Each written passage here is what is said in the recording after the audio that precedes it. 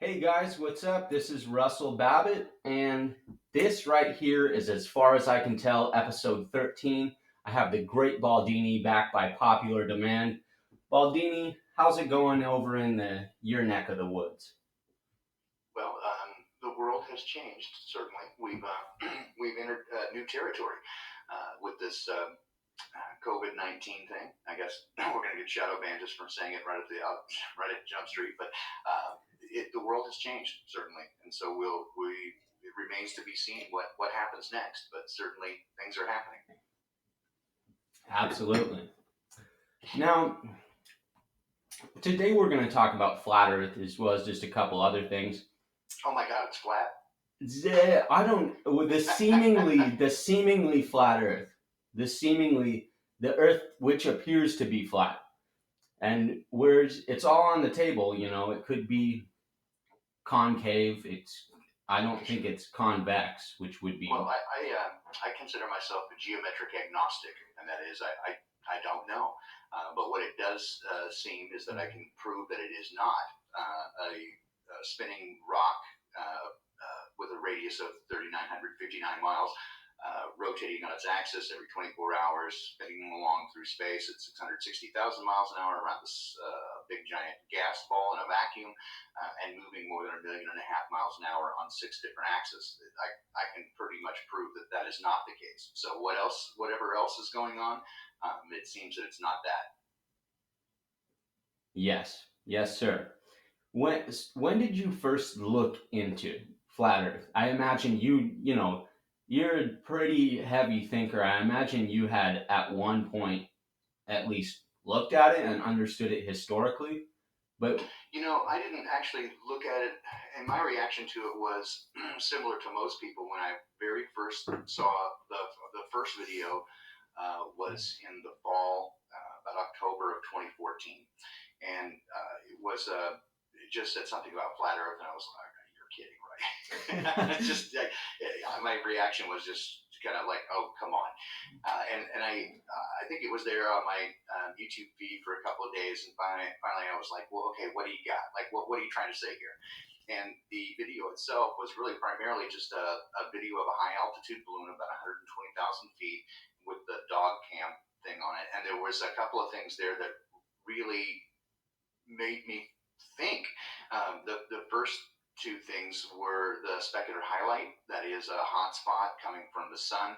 The sun appeared close and local, and certainly not comporting with the nearly 900,000 mile in diameter gas ball burning 93 million miles away.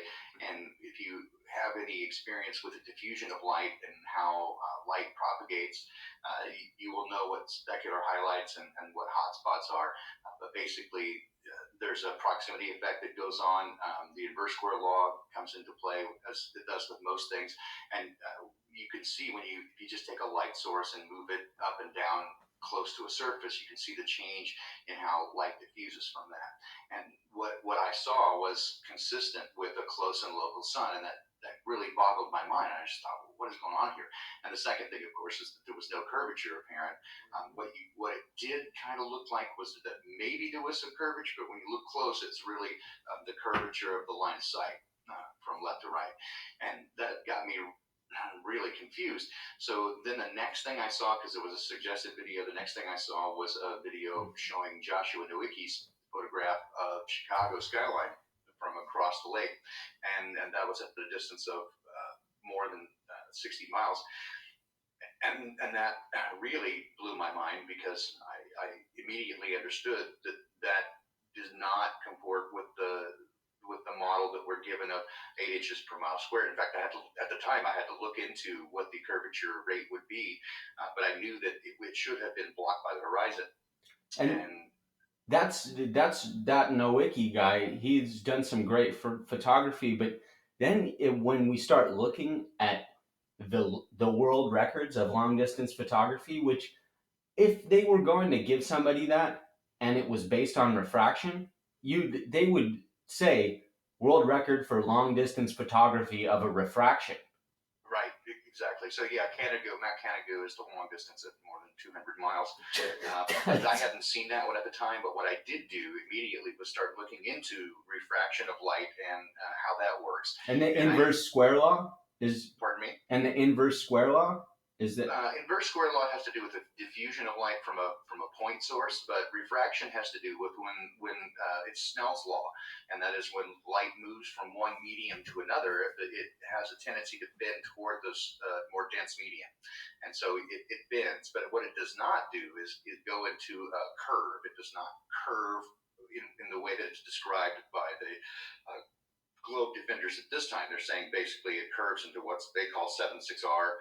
They call it terrestrial refraction, or 7/6 over times the radius of the Earth at 3959 miles, and making it basically an infinite curve that is exactly in proportion to the radius of the Earth, such that the light just, if you had a big enough telescope, you could see your own ass.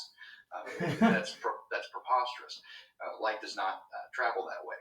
And so when I first again approached this, and it was late October of 2014, I spent about 2 weeks almost sleepless trying to figure out what in the hell I was missing. That I knew I was doing the math wrong. I forgot to carry the 5, or I knew I was missing something here. But I understood implicitly that refraction did not work that way. And then when I saw that news reporter say, "What you're seeing here is a mirage," it just immediately struck my bullshit meter that, again, basically there's an old saying that originally originates in Latin that says that a defense or an excuse unprovoked is a confession.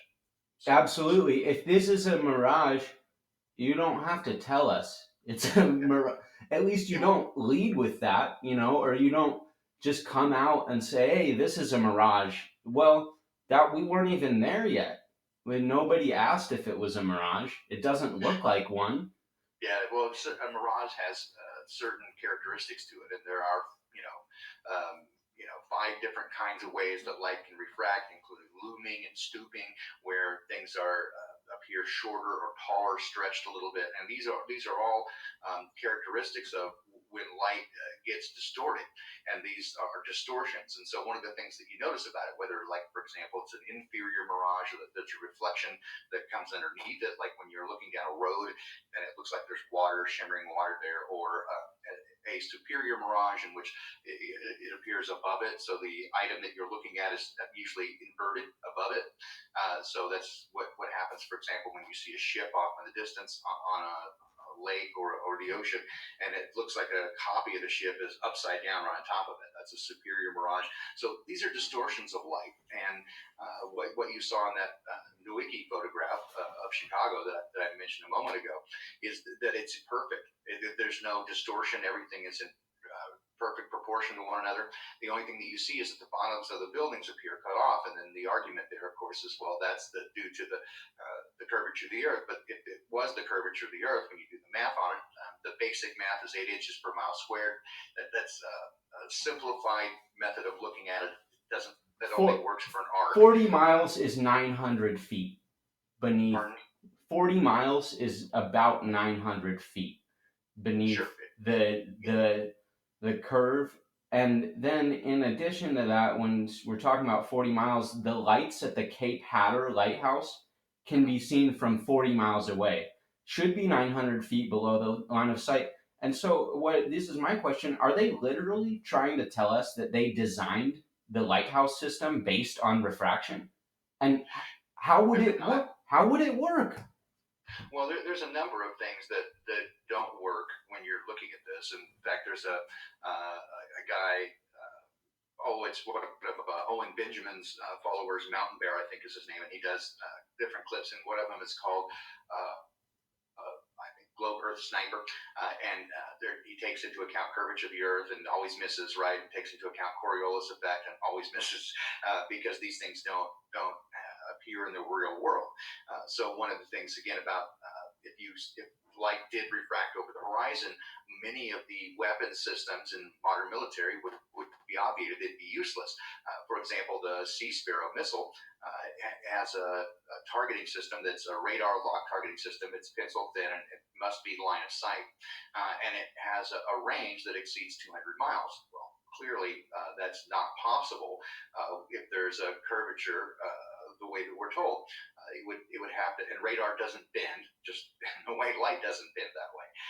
And what happened, and this is kind of what occurred to me, Russell, when I first approached this after this 2 weeks of kind of sleepless nights and trying to get through all the cognitive dissonance that I was having, was that I realized that I never really questioned this. I think I remember that I did early as a child. I was like, gravity doesn't make sense because you can clearly see centrifugal force happen when things are spinning, things want to push outward, but there's this supposed centripetal force which pulls it back in. I've never seen that happen, and I've never seen any indication of that. We're told that gravity is a result of, well, Newtonian gravity, which is the result of mass attracting mass. You cannot see this at any scale, we're told, except for the planetary scale. You never see two large rocks get pulled toward each other or want to stick together. Well, this is that, a Dixie cup full of water. I have never seen when the tide goes in or out. I've never seen it run up to the walls right of the cup. That's a Dixie cup. It's 4 ounces of water, if that. Well, sure, and the long held expression dealing with the ability, the desire, or the people trying to coordinate the moon with the tides. And again, we're told that it's the gravity of the moon that causes the tides. The old saying goes, "This is where reason goes to die." When you try to put those things together, because it simply doesn't work. And then why don't large bodies of fresh water do it? Well, of course, then we're told, well, it has to do with the salinity of the ocean. Well, why would salinity have anything to do with gravity? None of these things make any sense. And what you find is, if you look deeper into these things, is that there's always a yeah, but. Right. So, for example, the idea that the sun and the moon appear to be the same size. If you look at them, their angular size is almost identical. But we're told that the sun is 400 times larger, but it's 400 times further away, exactly, so that they appear to sit on top of each other, much like two coins.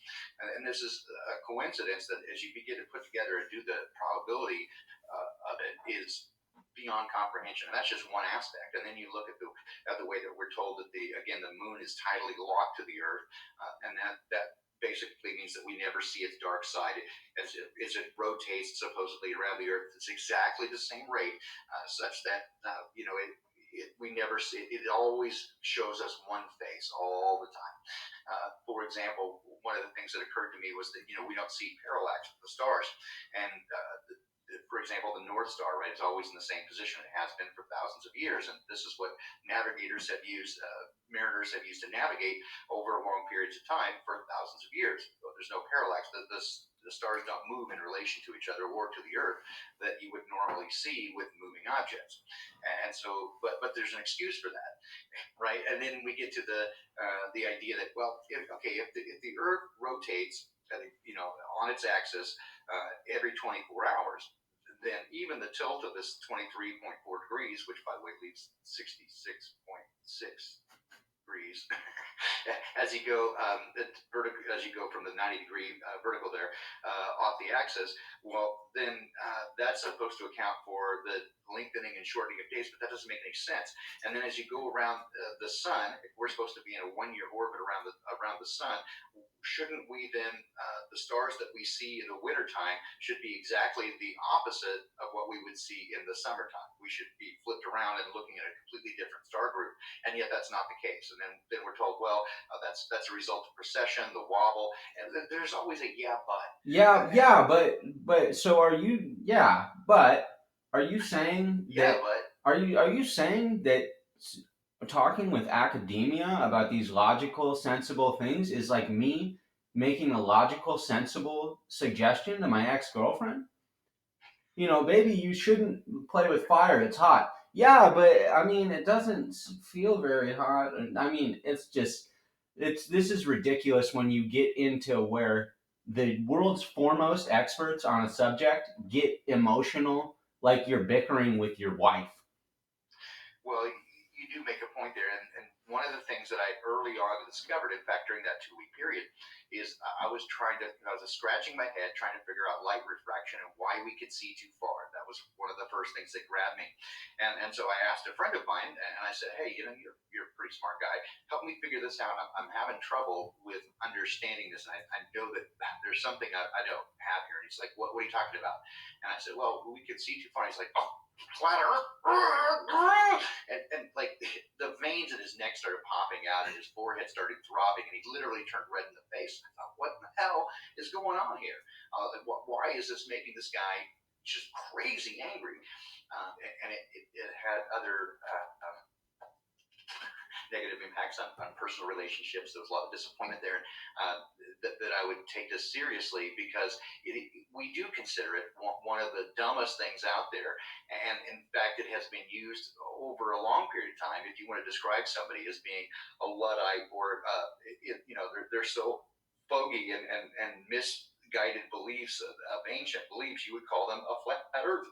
And then we saw this, for example, with Obama saying they must be founding members of the Flat Earth Society. Well, what struck me again is really interesting is how many times in a short period of time, right after that same time period around 2014, 2015, he and numerous other people used this as a metaphor to describe people who were mistaken or misled in their beliefs as the Flat Earth Society. I thought, wow, that is really, really interesting. Again, this piques my interest because this is exactly the sort of thumbprint that I expect from the mainstream is to begin to, again, denigrate and ostracize anybody who begins to question their narrative. That's the same way that they began to, the CIA coined the term conspiracy theorist to begin to denigrate people who did not believe the Warren Commission report and the official narrative of the Kennedy assassination. So they began to immediately besmirch the character and the intelligence of people who did not believe it. And you can go back to the 1960s and early 1970s to news reports where they go into denial about this. And again, you will find invariably they connect people who don't believe the Kennedy assassination narrative with people who are into Bigfoot and aliens. Almost invariably, they put those together. So they build a straw man and then burn it down. And so you find this over and over. So when I saw Obama do this and numerous other people begin to use this term of flat Earth, I thought, well, isn't that interesting? And then many other people started to come out. Well, so kind of back to where I saw these videos. So those are the first couple, and then I did catch on, like a lot of people, to Mark Sargent's Flat Earth Clues. I've met Mark. He's a great guy. Right after Flat Earth Clues came out, I went to a meetup, like the first Flat Earth Day meetup in Edmonds, and people say he's a CIA agent. I don't honestly, I don't see it. Not from meeting him, but even if he is, I don't care. That guy has done more work in researching flat Earth than almost anybody else I've ever met.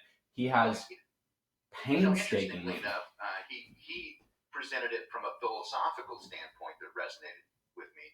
He didn't have any of the math or any of the science in his presentation. It was all philosophical, basically, what if? Considering how might this have happened. Similarly, as you mentioned that, another name that comes right away to mind because one of the first proponents of it on YouTube was Eric Dubé, Savanier or whatever. And again, I found his presentations interesting in that he had these 200 proofs, and many of which were seemingly pretty rock solid. But what I found terribly interesting is that most of them in fact, nearly all of them came from previous sources. Much of it came from Synthetic Astronomy, Samuel Roboth, and these are more than 100 years old. And also, the wording of it was far outside his own capabilities. He did not have the intellectual agility to speak in a way. Everything he said was scripted, and I found that fascinating. And then when later, it struck me with kind of a smells funny, and then later when I find out his connections to the military, industrial, and intelligence community, it came to mind. So I wasn't the first one. Then he came out and started calling a bunch of people shills, right? So he did this thing where he took over the flat Earth. What was it? The research community, IFERS, International Flat Earth Research Society, or something like that. Yeah. And he basically he showed up there, and they said, "Oh yeah, this guy's doing a lot of stuff." So they kind of brought him in, and then he took over their website and basically did a hostile takeover, and then He's immediately started banned. calling. I'm sorry. He's banned like anybody who has went on there and called him on his bullshit. They immediately ban you. Yeah, and they started calling everybody a shill. So they put, for example, Crow up as a shill. Crow hadn't said, really, at that time, he hadn't said anything other than he did the lunar wave, right? And at the time, he was just coming to a place of saying the Earth is not as described, because he wouldn't go on record as saying he was a flat earther. And so, and then when the first international FBIC Flat Earth International Conference was held, he was invited, and then immediately said it's a shill fest, and anybody who goes there is a shill, and anybody who presents there is a shill. So he does exactly what shills do, which is to call everybody else a shill. So again, I'm not going to necessarily label. You make up your own mind, but what it struck me as kind of odd, and his behavior seemed odd and interesting. And there was a few other leading characters in this community that struck me as odd. And there was a number of people who came out, especially globe defenders, that flat Earth is a psyop, right, a psychological operation.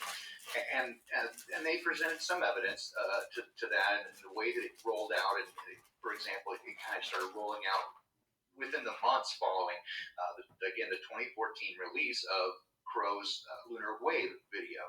And at the time, to my knowledge and from my conversations with Crow, he wasn't even approaching the idea of flat Earth at the time. He just thought this lunar wave thing was impressive, and he caught it in 2012, but didn't release it until 2014. Well, in the 90 days following his release of that video, suddenly you see the analytics of searches, internet searches, just spike on flat Earth, and this is about the same time that Matt Powerland came out, the claims to be a former NASA illustrator Oh and yeah. artist, and I saw some of his videos. So again, I saw some compelling evidence, but when people began calling it a psyop, what I looked at it, and here's sort of the take that I have now, Russell, is that sort of yes and no. Is it a psyop? Well, I'm going to say it's a controlled leak in the same way that you would find what seem to be mistakes on many of these hoax events, like, for example, 9/11. You've got the pristine passport that just suddenly magically floats down in the midst of a building turning into powder. You've got an inflated tire and an engine from not the right plane. No, no way. No way. These are the speed of mistakes. the aircraft that hit the building at a speed that is not capable of that aircraft. Have you ever seen John Lear speak about that? His father invented the Lear jet. Sure, I know John.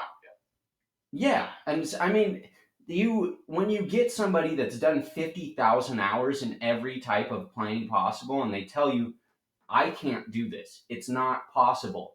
It's not possible because the aircraft, the flight characteristics aren't. It's not possible. And in fact, not only can it not travel that fast, but specifically, the aircraft that was supposed to have hit the Pentagon made a series of maneuvers that no professional, even test pilot, could perform. The big arcing circle that it did and coming down and traveling at a high rate of speed, just inches off the ground, cannot be done. And beyond that, we've got the Pentagon, which is the most surveilled building in the world by far. And we've got one video camera, one security camera with 14 frames that they show us that still doesn't show an aircraft. Yet there should be hundreds of video clips showing that impact. And what we see, even in what they show us, looks for all the world like a cruise missile than an aircraft, and there's no debris of aircraft, nothing there. So what I'm saying is these kinds of things, or if you go to the Sandy hoax event, the irrefutable fact that no internet service had been provided to that building in the previous 4 years, that it was Christmas time and yet there was no Christmas decorations, that there were actual photographs released of law enforcement officials drilling holes in the walls to make it look like looked like it had been shootings there. When you put these things together, and then Robbie Parker, right, and his behavior. So my opinion is, and it's just my opinion, that these things are not mistakes by the cabal, just sloppy performance.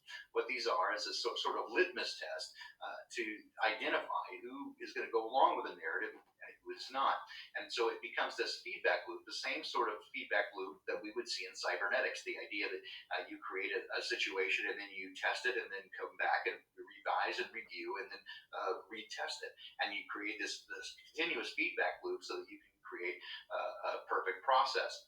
And this is what I see in this. And to me, the idea of flat Earth becoming a meme, and the modern meme, is that it was a controlled leak. It was intentionally put out there to identify who was going to break with the programming and who was not. So is it a psyop? Well, yes, and that it's a controlled leak for a litmus test. But is it untrue?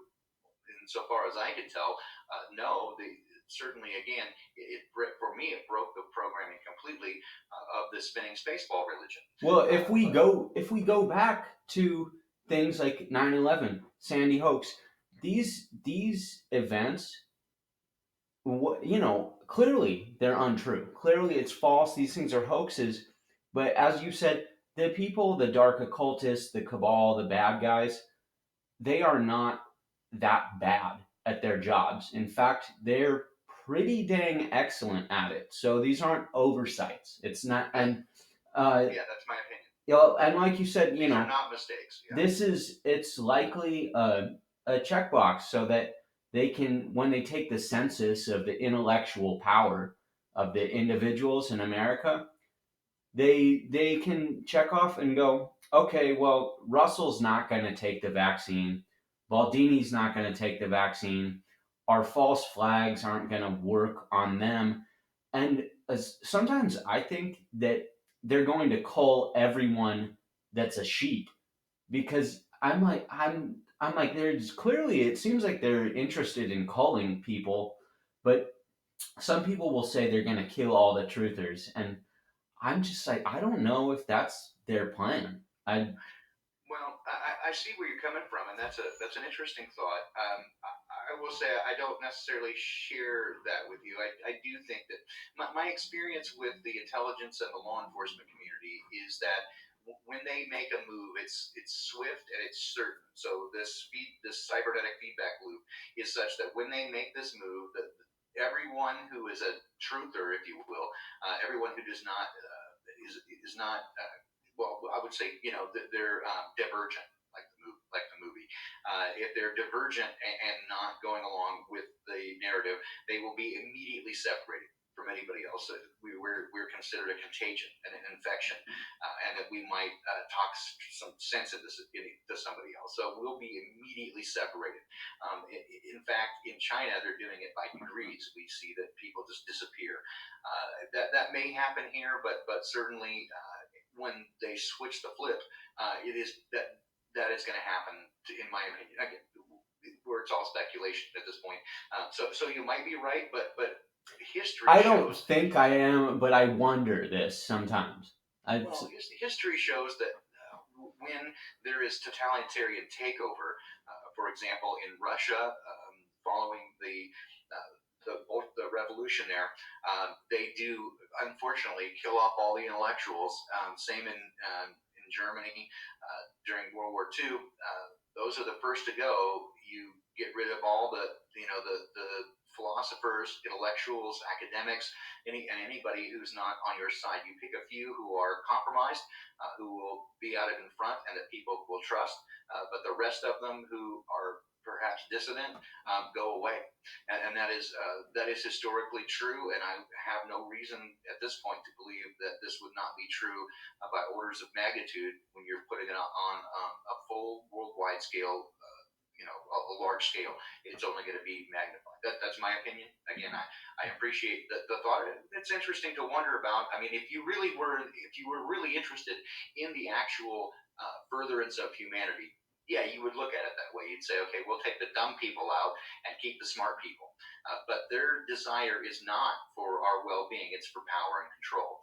And when you want power and control over a population, you don't want thinking people. The last thing they want are people who can think for themselves and question authority. And we would overthrow them based on the fact that we'd try to, based on the fact they just killed like 5.5 billion people. Hopefully we wouldn't let it get that far.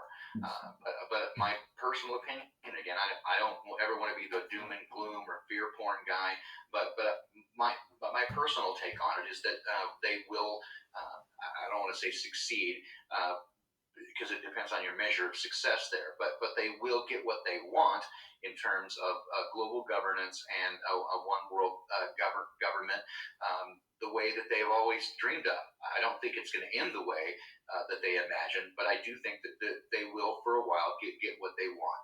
I don't, do I think, again, am I telling people to give up and just bury their heads? No, because I believe in a better outcome. But that's me. And unless you share this kind of similar views that I have, that there will be a positive outcome to this, it might be depressing, and it certainly is concerning. But that's just my take on it. Again, I don't go around trying to evangelize or convince anybody or proselytize or try to convince them of my views. I can only express them and say this is the way I see it, based on the evidence, the preponderance of evidence that I have to this point. For example, I see people.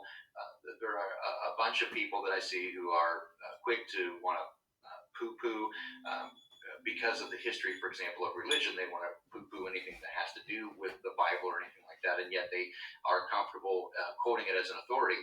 It's kind of an odd dichotomy there. But they really get down on, and again, to some degree, realistically, for example, they get down when things like this happen. There's always this group that comes out and goes, into the world, apocalypse, revelation, blah, blah, blah. And yes, that does always happen. And yes, the argument can be made that since the beginning, there's always been people saying the end of time is soon, and that has happened. And yet, on the other hand, to say that it's never going to happen, well, if there is an end of time, sooner or later, it's going to be the end of time. My takeaway, for example, of The Boy Who Cried Wolf, it is not the morality tale that if you cry wolf, that no one will believe you. That's the standard tale. My take is what really happened is ultimately the wolf did come, and no one was prepared because they stopped believing. Right, the guy who cried wolf. So they were unprepared, and the wolf had his way. That's my takeaway from that story. It's a little bit different, right? Is that ultimately they got tired of listening to him, and then weren't prepared when the wolf ultimately did come. Well, So doubting one another to that level, where if somebody says, there's a danger, and it makes you uncomfortable, or you can't see it. It's not there. Yeah, maybe there was a wolf, if we maybe believe you, but it's not there right now. When we get to that level of distrust and where we see everything as possibly a lie, and it's one thing to be skeptical, but when you just label somebody as full of shit because you can't visually confirm what they're saying, you open yourself up to harm. It's certainly, and I think if we press this metaphor a little bit, what I see happening is that people are now saying there is no such thing as a wolf. People have always said there was going to be a wolf, and the wolf never comes. And I think the better path here is to go, okay, well, what does a wolf look like, and what are the signs of a wolf, and what if a wolf does appear? What should you be looking for? Not convincing yourself that there will never be a wolf because they're never in your lifetime the wolf has not come. That's not a rational conclusion. To me, the idea is let's take a look at what can we expect. What do wolf tracks look like? What happens when a wolf appears? And what should you be aware of? So that's my take on it. Is that you should be cautious and head on swivel, always being aware that there is going to be at some point a wolf. It may not be today, it may not be tomorrow, but there is a wolf out there. And if you know the signs to look for and what comes before a wolf appears, then you're better prepared. And you might be wrong a few times, right? The birds might scatter.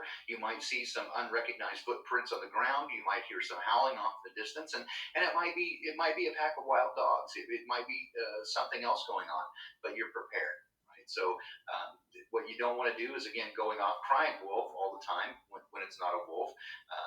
In the case of the actual story, The Boy Who Cried Wolf, he did it just to get a lark, right? Just because people would listen to him, and that's supposedly the morality tale. He did it for the attention, and ultimately, nobody believed him. That sort of seems to be the morality tale. And again, I have this different take, which is because of their disbelief over time, they were unprepared when the wolf actually appeared, and then he he did eat them because they were not prepared. So that's my different takeaway. So I will, I would just say, to press that metaphor, is that if you are going to take a look at, for example, the book of Revelation and the Bible, or other prophecies, if you want to call them that, from different traditions, look for the things that are in common.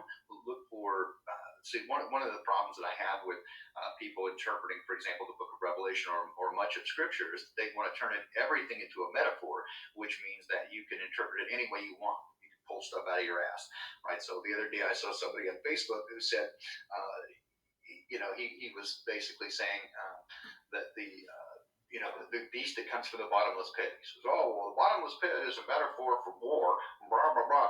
I'm like, okay. On the one hand, you could say that war is a type of bottomless pit, but then conflating that with what's being written in that scripture about the beast from the bottomless pit, and to say, well, that means war, is bullshit. So, that doesn't conform to any sort of hermeneutics or eschatology Yeah, at that's all. not how we gain knowledge, by trying to interpret what we think a metaphor was back in the day. There's nothing to suggest from ancient writings that I've seen that a bottomless pit means war. Ever, right? Yes, in any context. So again, other than if you flip it over and say, well, war is a type of bottomless pit, it eats all the money and eats all the people involved. Okay, you could make that metaphor, but to flip that over and then again conflate this writing to mean that is horseshit, right? So and this is exactly the type of thing that I see in many people's interpretation of Scripture, is especially the book of Revelation, is they try to make things equate to other things. And there certainly is a lot of metaphor in there, but in most cases, it clearly says this is a metaphor for this. For example, when John the Revelator says that there was a beast that came out of the ocean, and it had 7 heads and 10 horns, and 10 crowns on the 7 heads. So then it says clearly, the ocean represents people, and these are kingdoms. These different heads are kingdoms. I mean, it clearly says this stands for this. This stands for this. In other cases, I do agree with the idea that the people from an ancient time would be, especially having a vision, would be doing their best to describe what they saw in a manner that made sense to them. So, for example, I find it interesting. I'm not saying it's one to one, but I find it interesting. For example, in the Revelation chapter 9, it speaks of that there were these locusts that came out of the pit, and they had tails like scorpions and a face like a person and hair like women, and the sound of their wings was like horses with chariots riding to battle. And if you think it through, it could be, again, I just could be the idea that, like, if he saw, for example, a helicopter, what that might appear to him. Well, certainly the sound of the sound of its wings being like many horses riding into battle. That's consistent. And a tail like a scorpion, you could see that. Again, I'm not saying that is what it is. I'm just saying those are the kinds of things that I could look for to say they were trying to describe what they saw in a way that was unfamiliar, things that were unfamiliar to them. But other than that, I see that most of the time I try to just take it from the perspective of the guy writing it. But even without that, irrespective of all that, one of the primary things we can take is that there is going to be a global governance, right? The one kingdom that supersedes all other kingdoms. Okay, check that box. We got to have a global governance. And I say the word global in the colloquial term, not to mean that we're on a globe, right? But that there is an instantiation of some sort of mark or something that means without it you cannot buy or sell. Right. So there are some things that are consistent. So when we see those boxes get checked, then I think that we can begin to look and become a little more concerned. If you want to go back to the words of Jesus, right? He said clearly, again, if you believe in that, if you believe in Scripture, he said, there will always be wars and rumors of wars, and there will be troubles, and these things will always come. Right? He said those things clearly, like don't panic. And he specifically said, don't panic. In Matthew 24, his disciples were asking what things precede the last days, and he said, okay, well, don't get your panties in a wad. Basically, it's like there's always going to be these troubles, but there's one time that's going to be worse than it ever has been, and these are the things to look for. So I would say look for those things. Yeah, right? And I mean, if you want to know, look for those things, but don't get your panties in a wad. So it when seems those check boxes start to get ticked off, then you start to go, hey.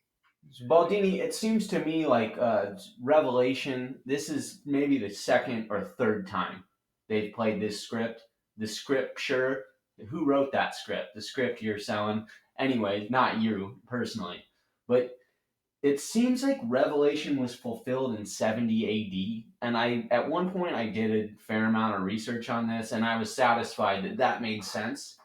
But the people who wrote this book, or who, I'm not saying they wrote it, the people who controlled the translation of it, they also control the world government. They also control the world. They probably report directly to Satan. So, Yeah, it's possible, and here would be my take on it, Russell. Is that I think there are some things that probably could be consistent with that, but I will say from my perspective, and I've seen numerous things in both biblical prophecy and other type prophecies, like say Nostradamus, right, that could be have been interpreted multiple different ways or fulfilled to different degrees multiple times. And from what I see, looking over the course of history in the best way I can understand it, there does seem to be this sort of circuitous nature, this sort of history repeating itself in some ways. There's the Ouroboros idea, right? That it's the snake eating its tail. That there is some recycling nature to this.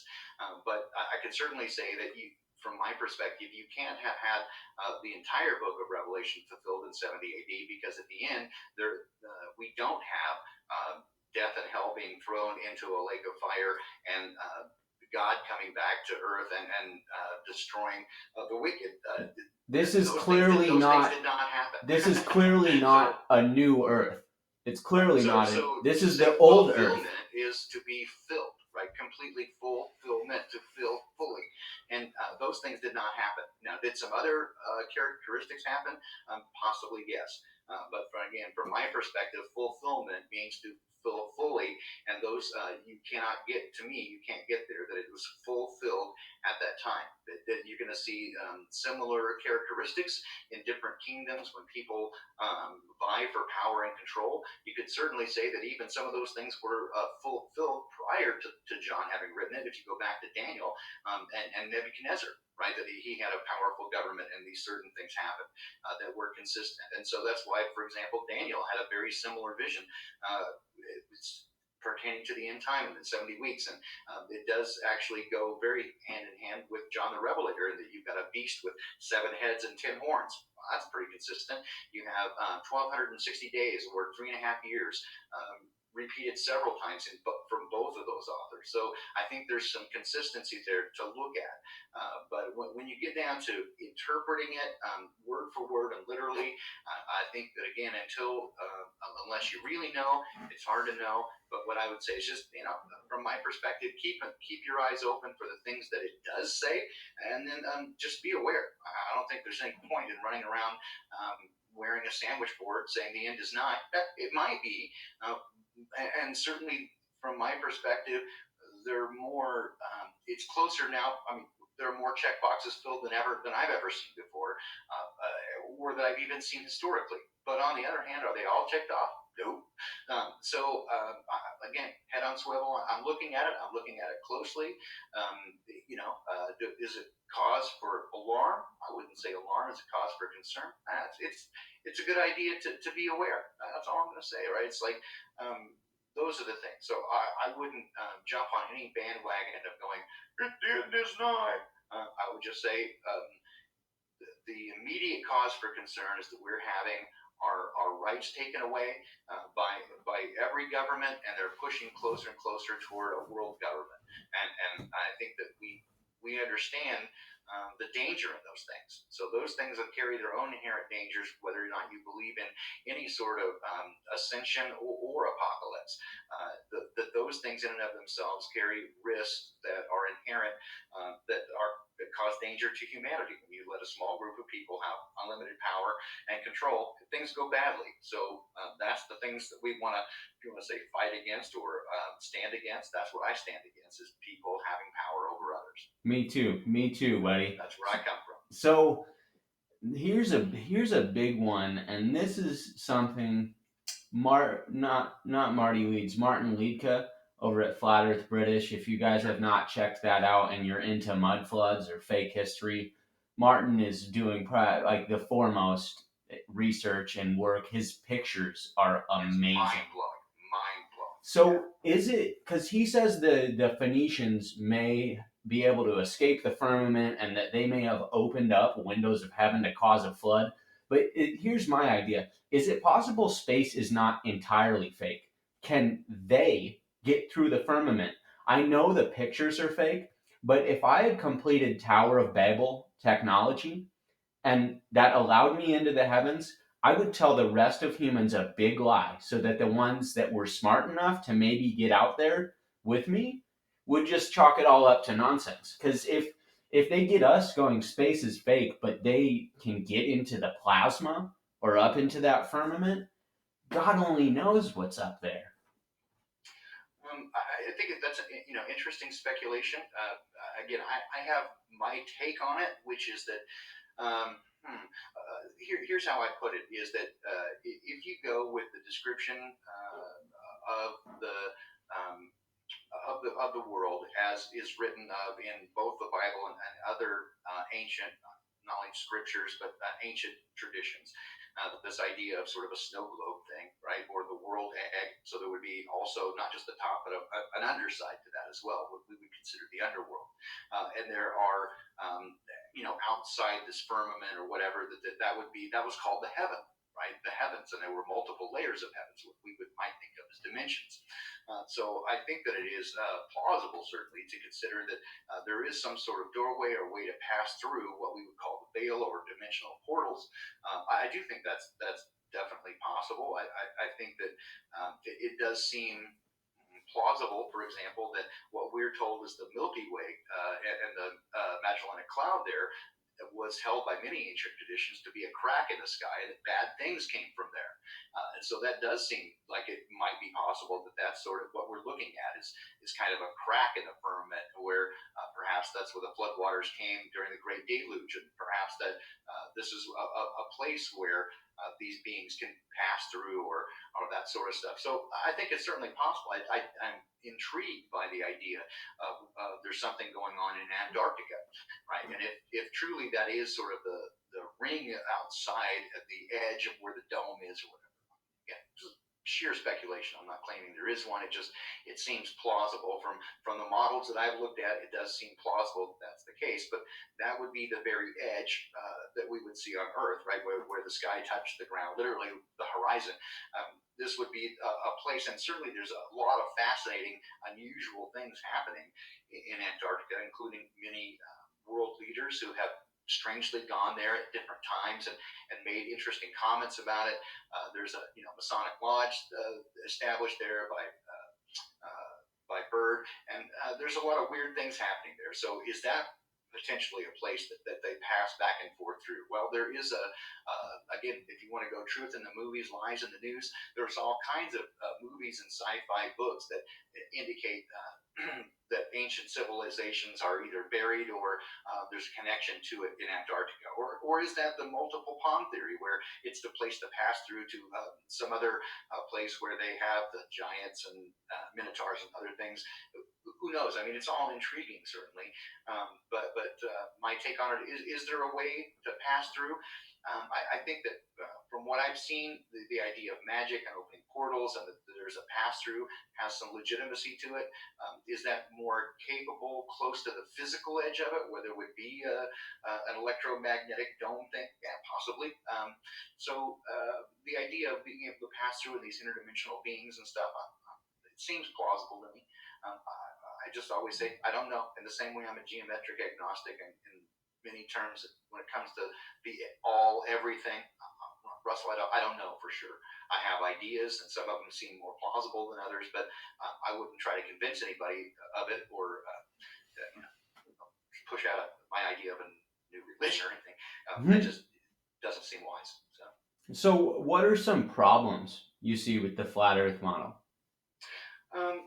One of the things that I see is that many people, you said model, and that's probably one of the things. We've been shown a heliocentric model for so long, and with the model comes these answers for everything, right? So, like early on, I mentioned how there are these yeah buts that get included. So we are told, for example, the Coriolis effect, right? Coriolis effect is an apparent drift. It's not actual motion. It's an apparent drift when you have two reference frames and one item moves from one reference frame across the other. For example, if you're on a merry-go-round and you throw a ball from one side to the other, a person that's not on the merry-go-round would then see the ball, or rather, the person on the merry-go-round would see the ball seem to drift and not go in a straight line, when in fact it is going in a straight line. But because their frame of reference is turning, they would see an apparent drift. And this is the Coriolis effect. And yet we're told the Coriolis effect is responsible, for example, for toilets rotating in different directions in the northern and southern hemisphere, which is poppycock. It's nonsense. The way water turns in a toilet or a sink has to do with the shape of the bowl and the direction of the water going into it. That's entirely it. That's easily proven. If Coriolis were a thing, then aircraft, moving bodies, would then, for example, a flight from Charlotte, North Carolina to Los Angeles would take far less time than a flight going in the other direction, because you'd be moving in opposition to this rotation of the Earth. And 1,000 miles an hour, you'd get there in a quarter of the time, right? So, but those things don't happen. And then we're told, yeah, but, right? Well, the atmosphere is Velcro to it. Okay, well, if that's the case, right, then we have these other problems that happen. Then how do you have fluid motion of the winds that operate, with the jet streams, all these other things? It's not happening in a consistent manner. So the things that they offer are all these excuses, right? So when you get to a model, there's these chinks in the armor, and that's the problem with the flat Earth model, for example, is that there are things that can't be proven, and so, but I think that's the problem with having a model, is that if you tear one down, then you expect a replacement for it. And so we've been provided a mindset that this heliocentric model is complete and infallible. Well, it's certainly not complete and certainly not infallible. And when you break it down, then there's the expectation to replace it with something else that's complete. And we don't have that, right? There's this data anemia, that there are things we don't know. And you just have to say, we don't know. So when you present, for example, the azimuthal equidistant map that we've seen in Gleason and these other things, some of it's demonstrably not necessarily doesn't work well. Well, it makes us look stupid, honestly. Sure. Well, and people make claims, and these claims are not able to be proven out, right? So, but then you get a burden of proof reversal with people who are trying to defend the globe, for example, and they'll attack you because, well, how do you explain this and how do you explain that? So I don't really have to. All I have to do is disprove yours. Yeah, right? Dude. All I have to do is show that yours is bullshit. I don't necessarily have to defend a model. I don't have a model. That's why I say I'm a geometric agnostic. I don't know. I get into this with people all the time that, choose to argue with me, and I'm wrong about things sometimes, totally. So I'm happy to have a friendly exchange of ideas. Democracy, the sound of democracy is great ideas clashing. But I will provide adequate falsification criteria. I'll say the claim that you made when you said it's most likely that Q is a real thing and that Trump is actually working against the cabal, I'll say that is not, that I can show you irrefutably that that's not true. I can show you that any other Jesuit educated friend of Jeffrey Epstein's has never been shown to be working against the cabal. In fact, they've been working with and for them. And then people always say, well, then what's happening? And I say, I don't fucking know what's happening. I know what's not happening. And it pisses me off when that's the, it's one thing for me to have these conversations with a conspiracy theorist. I don't hold them to using the trivium because they may or may not know it. I'd like it if they did. But in academic, if we're talking about astrophysics, I'm like, dude, you should fucking accept that I say that your model can't be true. And then at that point, we should be talking about what could be true, but you don't have a right to demand a model from me if your model is provable nonsense. Right.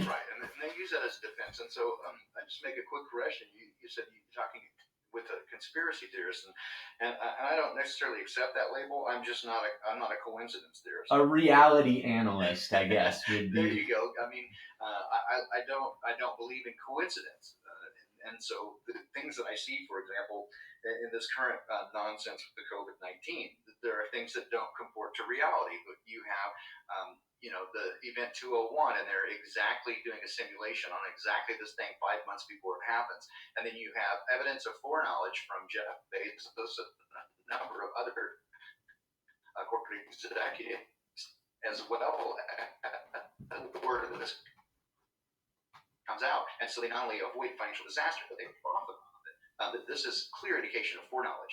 And yet the market simply shrugs. There's not even an investigation. That's clear insider trading.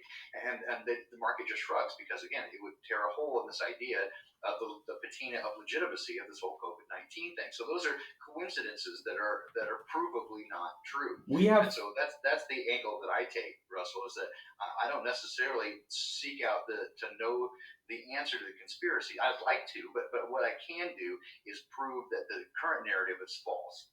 And the same goes, for example, with Scalicherian history and timeline.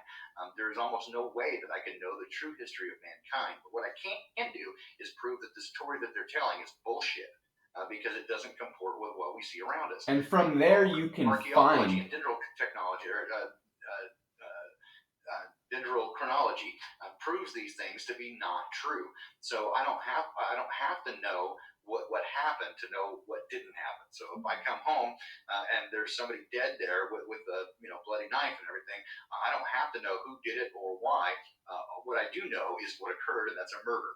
From there you can find truth. If you're trapped inside a falsehood, there's no way to intellectually, to spiritually, to grow, to advance. That becomes, if any bookends that I have, I've tried to just throw them out, or if they're there, I I try to just be aware. This doesn't have to go in between left and right. It could be beyond the bounds of where my left and right is. At the very least, I try to make them wide enough that I can fit crazy things in there. Well, yeah, truly. And here's one thing that I can kind of point out is that anytime that you accept a belief or defend a model, if you accept a model or a belief system, one thing is true, or you want to deny it, right? One thing that's true is that people are working to either confirm or deny these things. So there are people who, for example, consider themselves atheists, but what I see most of them are anti-theists. It's not that they don't believe in God, it's that they don't like him. And so they want to prove that everything about it is false and bad. So what happens is you get stuck in this loop of either trying to defend it on the one hand or deny it on the other hand, and never leave yourself open for understanding truth. You can never follow the evidence where it actually goes because you're trying to confirm confirmation bias. You have to defend your position, and much of this is based on ego. You've chosen to defend a particular position, and therefore you must continue to do so. And if you can just let go of that and follow the truth wherever it leads, and accept the fact that you not only might you not be wrong, but you probably are mistaken to some degree simply because you don't have enough data, that's the best position I think to be in, is understanding to clearly come to a place of I don't know. And I told this to Dr. Andrew Kaufman on the last Secrets of Saturn show that I did. And one of the things I told him after the show was what really impressed me about him is that he's a well-educated guy, but he's very quick to say, I don't know. And that's fairly unusual among intellectuals, is that they're able to let go. And when you ask them a question, to say, I don't know. Most people want to try to fill in that blank, and I see that from people who can never back it up. That they're classic textbook Dunning-Kruger poster children because they think they have the answer to everything, because they just simply go to Wikipedia and they want to regurgitate whatever that says without ever considering it or running it through even logic stage gates. They can't do it. And so, like you said with the trivium, they can't really hold logic in their mind, and they can't even hold competing ideas in their mind. Well, how are they ever going to get the truth if they're unable to do that and to challenge one thought with another? They can never do it. So all they're doing is repeating what somebody else told them and relying on the authority figures, authenticity. It's, again, they're parrots, and even parrots are smarter. Sorry, I get really frustrated with people who they think they think they know everything, and that anybody who challenges what the accepted thing is dumb. No, people who challenge the accepted norms are usually smarter. I don't want to say smarter, but they certainly have at least the intellectual honesty to admit that they might be wrong and that they're not immune to being deceived. For example, back to flat Earth, one of the things that frustrates me is that people on both sides consider the other side dumb or ignorant or globe-tard, flurfer, right? All this stuff is that, to be honest, everybody's got to admit that you don't know. Yeah. There is no proof of really anything other than, at least on the flat Earth side, you can prove that the model being presented by mainstream science is untenable. It cannot be. I think Right? it's So called reductio ad absurdum, yes, which would be, it's it's illogical, ridiculous at its base. Yes, its right? foundations are ridiculous. And yeah, if you try to build a huge tower on a ridiculous base that doesn't make any sense, it'll just fall over eventually. Exactly. There's no foundation for it, right? So it's prima facie. It's on the face of it. It's absurd. You can't go any further when the foundation is faulty, and this is what we get to. But again, it frustrates me when people from both sides are immediately want to call. They bring out the ad homs on the other side, and so they attack the person as being stupid or that sort of stuff. It simply gets in the way of looking at the data itself. And so, what's necessary to come to any even conclusion for me is kind of a weird word because it implies the end of a matter. And I don't have conclusions. I have the best understanding I have at any particular time, and that's where I'm comfortable with right now. But you certainly can't claim, no one can claim to know things. And this is the part of the problem with the mainstream narrative at every level across academia is sort of the claim, or at least the implicature, that they know everything and there is nothing about which they are mistaken. And yet at the same time, they claim to be looking for truth and they say, oh, well, we come up with new understanding.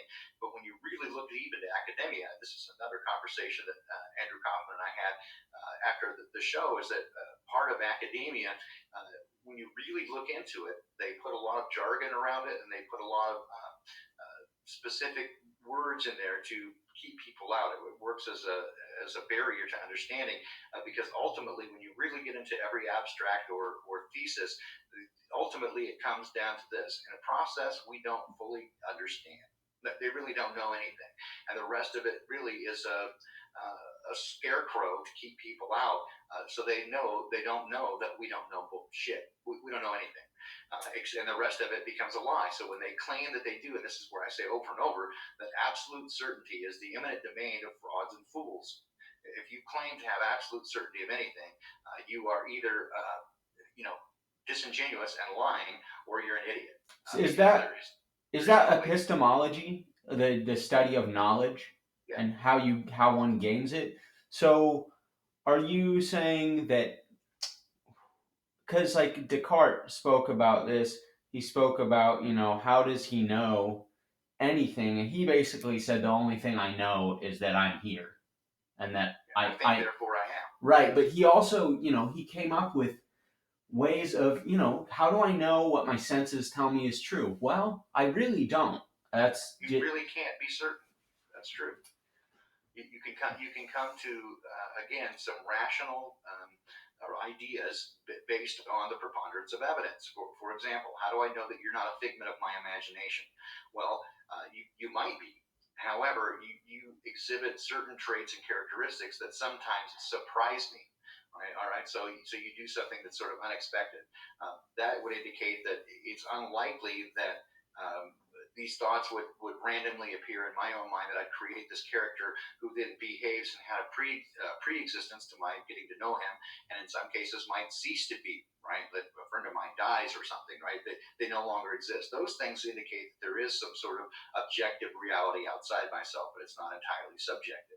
Is that provable? It's difficult to do, but the idea that we all have a similar shared reality and that we can all say, yes, this building is here, or the sky appears to me to be a blue, a shade of blue, and what we all understand and can define as the color blue. We have a similar shared experience. So these things do suggest that there is some sort of objective reality beyond our own subjective thoughts and imagination. Mm-hmm. And these are the best conclusions we can reach, that we can, you know, for all intents and purposes, we can know some of these underpinnings. This building is here, but it gets into trying to prove these things out is super dicey, and I've seen a lot of people go down the path of, I know everything, I can know everything. As the Jesuits put forth, there is nothing that God would not allow or want us to know. And oftentimes they go really far down this, and then eventually, oftentimes, I've seen people get to a point where they're like, the only thing I know is that I know nothing. Well, that was one of the first things that I came to as a youth, was that anytime you answer a difficult question, it only leads to 10 more difficult questions. And it was a case of frustration to me, but ultimately you come to, and this is how, again, I don't want to say I judge people, but I certainly evaluate them on their ability to come to a place of understanding that the more you know, the less you understand. And so those people who then I find are able to say, I'm not clear on that. I don't necessarily know. Again, as I gave Dr. Kaufman praise about saying that he was quick to say, I don't know. That doesn't show a lack of intellectual competence. What it does show is that he's got an appreciation for and experience with coming to the end of a matter by saying it seems unknowable. You can only get so far, and that increased understanding means that you have less of a grasp because it opens your mind to realize how deep things go. So again, this is why I say that the absolute certainty is the imminent domain of frauds and fools. Then Descartes, the guy who came up with this epistemological revelation, while he wasn't correct about everything by any means, he also wrote, I believe, like half of our mathematics textbooks. So, I mean, that was what he would sit at home and sleep until noon, and then sit there and write 8, 12 hours worth of mathematics. And this is the guy that was saying, we don't know that we know. which which is, that's when you find that, like, the most highly educated people you can really get your hands on, like Dr. Kaufman, people that are a wealth of specified knowledge. When you find that they're comfortable saying, I don't know, and then you see that these other academic giants, Bill Nye, the Alliance guy, and Neil deGrasse Tyson, neither of those are academic giants. Those are fools. Well, they're pretender clouds. They're held up by mainstream media as being some sort of authority figure, but Bill Nye's not even a good engineer. He's not. Yeah, he's actually not a scientist. He's not. He doesn't have a doctorate. And Michio Kaku is a theoretical physicist, and Neil deGrasse Tyson is an astrophysicist. What does that mean? That doesn't even comport to the scientific method.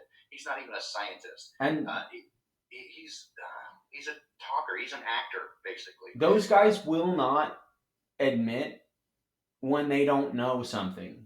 I mean, they will sometimes defer to that, but they'll use all of these theoretical poppycock explanations for how they know something, when we might take them, if they were using those telescopes properly and giving us real data from them, that would be some of the most interesting work that was being done in science. Sure, and one of the things things that would be most revealing is that they could just provide the evidence itself without interpretation.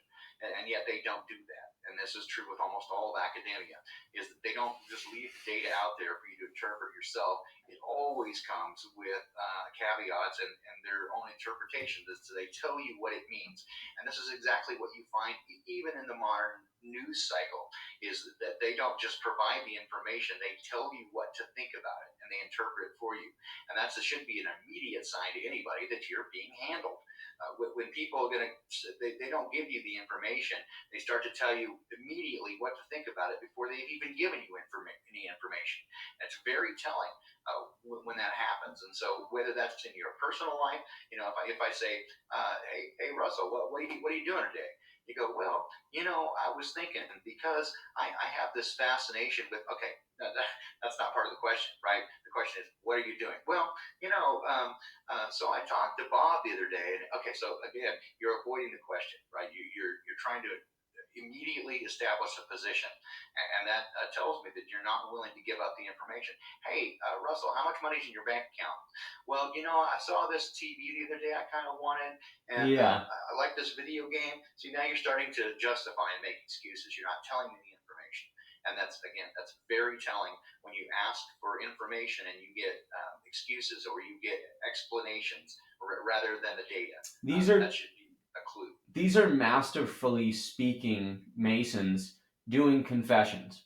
It's I don't think that it's like they're just messing up and this is just the way they talk because they have to dance around it.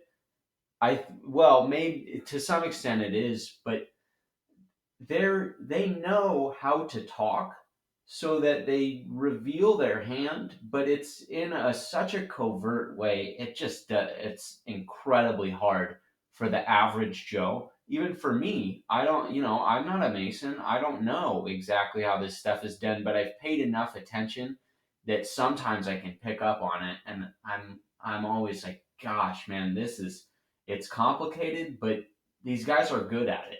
Well, I I think it's helpful if you think of everything as stage magic. One of the most telling things that I learned about the intelligence community and how really propaganda and mass media works comes from the intelligence community, and that early on they adopted many of the tenets of stage magic and sleight of hand. It's all the art of misdirection. And it does basically work ultimately to the position I've come to now in doing this awakening study that I'm working on, is that it really is a form of mass hypnosis. And you can tell these things very clearly, for example, if you listen to news, and I don't recommend people do just because it has this effect, which is it's hypnosis. It is a type of neuro-linguistic programming, and they have a very measured cadence, and they come off with a sense of authority, and they try to sort of comfort you at the same time as they're agitating your emotions. So, for example, if I were, I could say, oh my gosh, there's something happening down the street or whatever, but here today, right? Today, 4 miles away from you, a man with a knife did this, and so they get into this hypnotic rhythm, and it kind of lulls you in. And you add this into the flicker rate of television, and you get into an alpha brainwave state, and so now you're suggestible. And it's all this art of suggestion. They get you into the ability. They put you into a state where you're susceptible to what they say, and you never get the trick. Right. And so if you began to take a look at all the things going around you as a kind of stage magic, always look for the illusion, what's happening. And if you realize that nothing is at face value, take nothing that is told you at face value and always look for the underlying truth. If you approach things in that way, I think you're going to come much, much further in your understanding of what's happening around you. Is always look for the stage crowd. For example, in the current situation, COVID-19, this is hiding something else. It's a distraction, but there are things hidden in it, right? There's messages there. The novel coronavirus, right? There's a ways of speaking. And after a while, you get more familiar with the language that they use. And this is where people like, for example, Marty Leeds are really good at breaking down the gematria, that we find this consistent pattern of numerology that appear in these news reports. Well, you don't have to go too deep into that to understand that after a while, you begin to see the same fingerprints appear over and over. You're not likely to identify the man behind the fingerprint, but you can see the fingerprint on a number of different things. And so if you begin to approach these things with the idea that it is a form of stage magic and misdirection, I think that you'll come much further in your understanding of what's happening around you, because when you understand the idea of stage magic, that if you're being presented to look over here, you really should be looking over here, right? So don't follow the hand, right? When they're doing their little sleight of hand trick with their hand, they're saying, "Look at this! Look at this! Look at the hat! Don't look at the hat. Look on it. Look in their other hand and see what it's doing." And this is the way to approach it, right? This is why we say follow the money trail, because they want you to do something, look at something else, and not follow the money because they're trying to line their pockets. And in the modern world, it's less about follow the money trail than follow the power trail. Who stands to gain from this, and who stands to gather more control? That this is what you should be looking at. Mm-hmm. So, do we have the Jesuits to thank for the globe lie? Like, how hard do you think it was for them to implement this system? They did run all of academia and still do, but at first, wouldn't many scientists and engineers have dismissed the idea? Do they own They did. academia? Hold on. Do they own academia to the point where they can roll something like this out in 50 years? Or did it take 350? I think they've proven they can destroy history better than anyone else. Maybe everyone was up in arms and they just burnt the evidence. Yes, yes, and yes. Did they invent the idea? I think no. I think it preceded them, and I think, honestly, I think the premise came from the dark masters, if you will. I don't. I think some of it is of such complexity and shows such understanding of human physiology. For example, the way our vision works, that the eye is an orb, and so the things we see naturally and the way that we have stereoscopic vision naturally leads us to make assumptions about what we see around us, and so we're easily convinced to see things in a way that's not necessarily real. And many of the mathematics, for example, are such that it leads me to believe it's probably originated outside human origin, and it was revealed to people. In fact, if you look early on at some of the descriptions of the heliocentric model, it really is a philosophy. It's a philosophy rather than science. That we should basically worship the sun, and that all things should travel around the sun. It's the only right position because the sun is the bringer of light. So when you begin to look at these sorts of things, I think the Jesuits were the key and primary purveyors of the information, and they were responsible for destroying all previous accounts of the world model and our our cosmology, and they destroyed it and replaced it with the heliocentric model. At the time, were people up in arms about it? Yes, scientists and philosophers were dead set against it. But all you got to do is wait for those guys to die off, and the next group who you have trained yourself and you tell them, all smart thinking people understand that the world is a globe. This is what they tell you as a child now, right? This is why people think it's the dumbest thing ever, that flat Earth is stupid, because all those ancients were so dumb they thought that they were on a flat. Because it looks flat, but what we really know now you're smart. Now you know that it's really a globe, right? So don't be fooled by what your senses tell you. Yes, it seems like we're motionless and we're not moving, but it's only because, right? So once they trick you into thinking that you're smart because you know this secret information, now I know something. And they get you this from the very earliest. So as they began to use academia and they took over all of education, they were within, I think, probably within 3 generations, able to convince most people. And again, keep in mind that in the early state of the Jesuits and through that period of time, up until about the 18th century, most people were illiterate. They could not read or write, and so very few people were actually educated beyond common information. Although most common information was true up to that point. People had the basic foundation of understanding.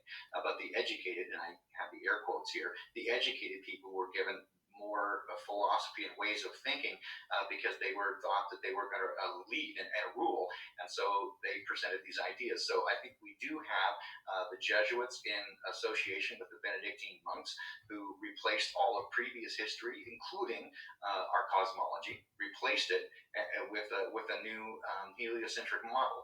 And it didn't take very long for that to take hold, but I'd say to take very long, and say in order to get to the common man, it took a couple of hundred years, but in order to get to the quote educated and the elites, 3 generations So at most. this is one group that, to be clear, as far as we can tell, they faked history, Yes. and at the same time, roughly, they faked our position in the cosmos.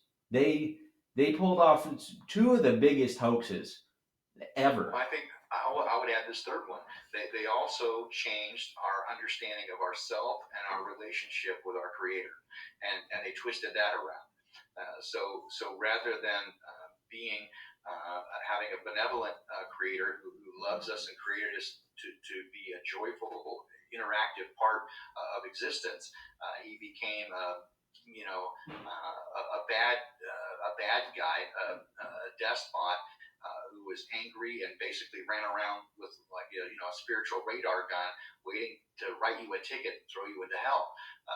That's the other thing they accomplished. And then finally, as they began to push scientism and then push God entirely out of the equation entirely, that the idea of there being a creator or a supernatural deity was simply nonsense. And so they grabbed both sides of the coin there. So for the rational mind, they said everything is material and spiritual is poppycock. And for those who had a more spiritual bent and said, no, I really believe that there is some spiritual thing, then they just flipped that over and said, okay, yes, but your spirituality, don't look over there because that God is mean and bad. And so you just want enlightenment. Stay away from that guy. So they did 3 magic tricks. They destroyed our history. They destroyed our place in the universe and where we are, and they destroyed our identity and who our Creator is. They did those 3 things. It's a hat trick. Yes, sir. Now, we briefly talked previously on another cast about reaching escape velocity and achieving thrust without friction. Can you explain why these things are physically impossible? Well, yeah, there's some very basics that you can look at yourself. And again, as we get into these and some of the more physics things, if you don't know, don't be afraid to go look for yourself. Don't just listen to me and think that I know it. Go look for yourself. But these are some things you can kind of understand. So understand that as things begin to move through the air, one of the things that slows things down. So if you go back to some of the Newton laws of physics and motion, right? We have that objects at rest tend to stay at rest unless acted on by an outside force. Objects in motion tend to stay in motion unless another force acts upon them. But some of the forces that happen, for example, are friction. So when you roll a ball down the hallway, it would keep going were it not, for example, for friction, and that friction being the tension between the item and its surroundings. And so air has friction, and so when you move through the air, for example, like an airplane, the friction causes some of those forces. Matter can neither be created nor destroyed, and energy can neither be created nor destroyed. These are some of the first laws of thermodynamics. The second law of thermodynamics is entropy, right? That things tend toward a disorganized state. So when you move an airplane through air, for example, there's the friction that occurs. And one of the things, for example, as you get faster and faster aircraft, let's take, for example, the SR-71 Blackbird, which was a class. Most people probably know what it is now. You can just Google search or whatever, the SR-71 Blackbird, a really great plane designed in the late 50s and built in the early 60s, drawn by hand. But because it moved so fast, it used scramjet engines, and it reached at least Mach 3. Its actual speed is still classified, but at least Mach 3, about 2,100 miles an hour. What happened, it was going so fast that the thermal expansion, they had to make it mostly out of titanium, and it would literally expand during flight almost 2 feet from front to back. And so the aircraft was built in such a way where those expansion was allowed to be there. For example, if you go over a bridge, you'll see gaps left in that, and those gaps are left for thermal expansion when it gets hot and cold, so the bridge doesn't crack. So this is the same thing that's done in this aircraft. They left gaps there. Well, the polymers, and there's still nothing to this day, the polymers for the fuel tank, because of the expansion and contraction of the aircraft, that aircraft will literally leak fuel on the tarmac because of this necessary expansion and contraction, right? So not only going 2,100 miles an hour, escape velocity is well over 23,000 miles an hour. The ISS is said to be going at about 17,500 miles an hour to stay into orbit. So keep in mind that those kinds of speeds, we're talking about 10 times the speed, right? And so aluminum alloys typically have a melting temperature, depends on the alloy, zinc or copper, whatever else you put into it, but somewhere between 865 and about 1250 Fahrenheit. And so when you begin to look at what thermal friction does as you go through the air, these things, I hear some echo, there's some feedback, but as these things begin to move more quickly, nothing, these things are supposed to be made out of aluminum alloys. These things would melt before they ever got there. The other thing is G-force that would be necessary. So if you just Google search or YouTube search fighter pilots as they begin to go into training, they have the G-forces that pilots encounter as they begin to make maneuvers. The G-force is representative of the weight that's occurred on your body as you begin to move and accelerate forward. There's a pressure that's exerted upon your physical body, and it causes the blood flow to begin to the blood begins to go into the extremities, the arms and the legs, and so they have these flight suits, which helps with that. But you can find videos of them in training, and pilots have to learn how to breathe properly and how to tense up their muscles to keep the blood from going to their extremities and getting out of their brain, because they will just pass right the hell out. And it's actually kind of amusing to watch some of these training videos as they do pass out. They get into centrifuges and in these training sessions, and they go up to about 5G is about the most that even the best trained pilots can go. Most people will pass out at about 2.5G, but about 5G is pretty good. Some of them can get even up to 12, right? Just like the really hardcore guys. But that sounds like it might kill you to go to 23 then, or Oh yeah, absolutely. And so again, these are logarithmic scales. So and these are representative of when you get to like the 12Gs, it's representative of doing a turn at about Mach 1.5, which many fighter planes can do these days. We're not talking about Mach 3 like an SR-71. They're not doing maneuvers. That's just straight as fast as they can go. But we're talking doing any kind of maneuver, any kind of turn, right? So when you get to angular momentum and rim velocity, as you begin to turn the vectors, there's multiple vectors happening, and this causes the momentum to change, and so you're in constant velocity change, and so you're not traveling in a straight vector. Well, again, what would happen is if you were launching into quote space and moving at these speeds, is you would be disintegrated. I mean, you'd squish into like a puddle of plasma, just like you turn into nothing. And yet, if you go back and again, YouTube search, look for videos of launches of the space shuttles in the 1980s and 1990s, and it's hilarious. They're sitting there with basically a bad, they're not even flight suits really. It's just like a zippered up jumpsuit and a motorcycle helmet, and they sort of bounce around a little bit, and it looks for all the world like the old Star Trek series. With people who are, kind of moving around, and the camera wiggles a little bit, and they're kind of jogging around.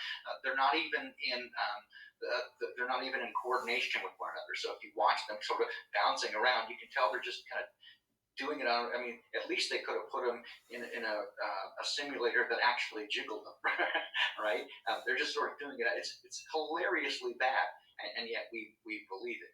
So these things are physically impossible, and that's not counting the other aspects of again, how is it possible to have gas pressure next to a vacuum, 17 to the minus 17 torr vacuum? that's your thing. That's your thing. That's what's minus 17 torr. Why? How is it not possible? Is that the frictionless? No, that has to do with disequilibrium of pressure. So, for example, if you take a balloon and you stick a needle in it, right? What happens? The balloon pops. Why does it pop? Because there's disequilibrium of pressure, and this is the second law of thermodynamics, which is that the entropy occurs, and so there wants to be an equalization of disequal pressures. And so, when, for example, let's say you put this balloon underwater, right? What wants to happen? It wants to go up because it wants to get back into equilibrium with itself.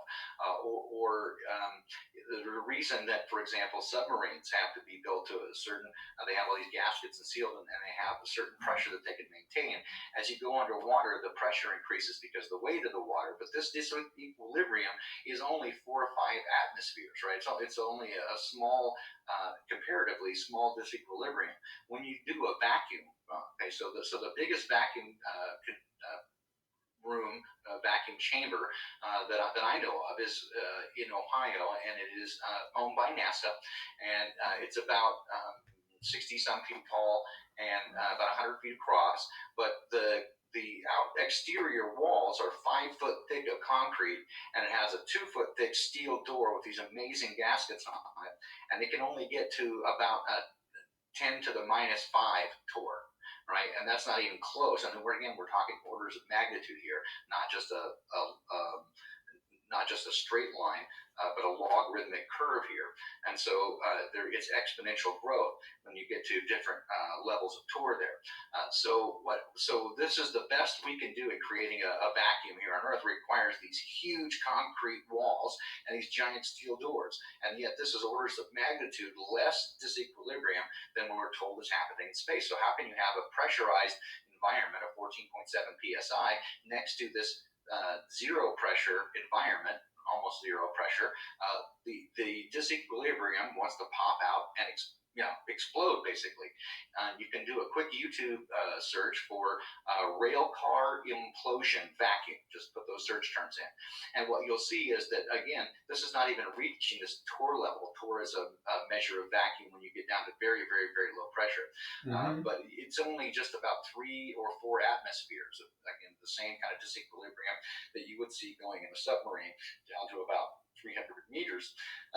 The same disequilibrium is the rail car, which is made out of 1.5 inch thick steel, just implodes instantly when it reaches a certain level of disequilibrium.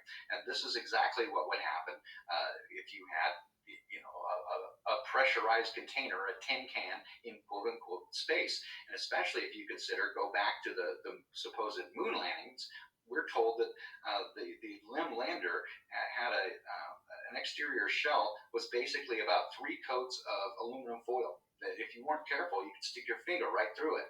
Well, how then? I mean, certainly that couldn't even go underwater and be waterproof. How then did they have a 14.7 psi pressure next to a 10 to the -17 torr vacuum without it instantly being disintegrated into nothing? It's nonsense. And it's the same thing as you would see when they supposedly launched this Tesla into space, the tire, right? The tire would be the same thing as if you took a needle and popped it into a balloon. It would immediately want to equalize the pressure. But these things don't happen, and these are very basic things. And this is what astounds me, that physics students, for example, don't immediately get about this idea of quote unquote space. Is that the temperatures, for example, the ISS is supposed to be in the thermosphere, which can get up to 2,400 degrees Fahrenheit. That's the most ridiculous shit about, especially about the LEM.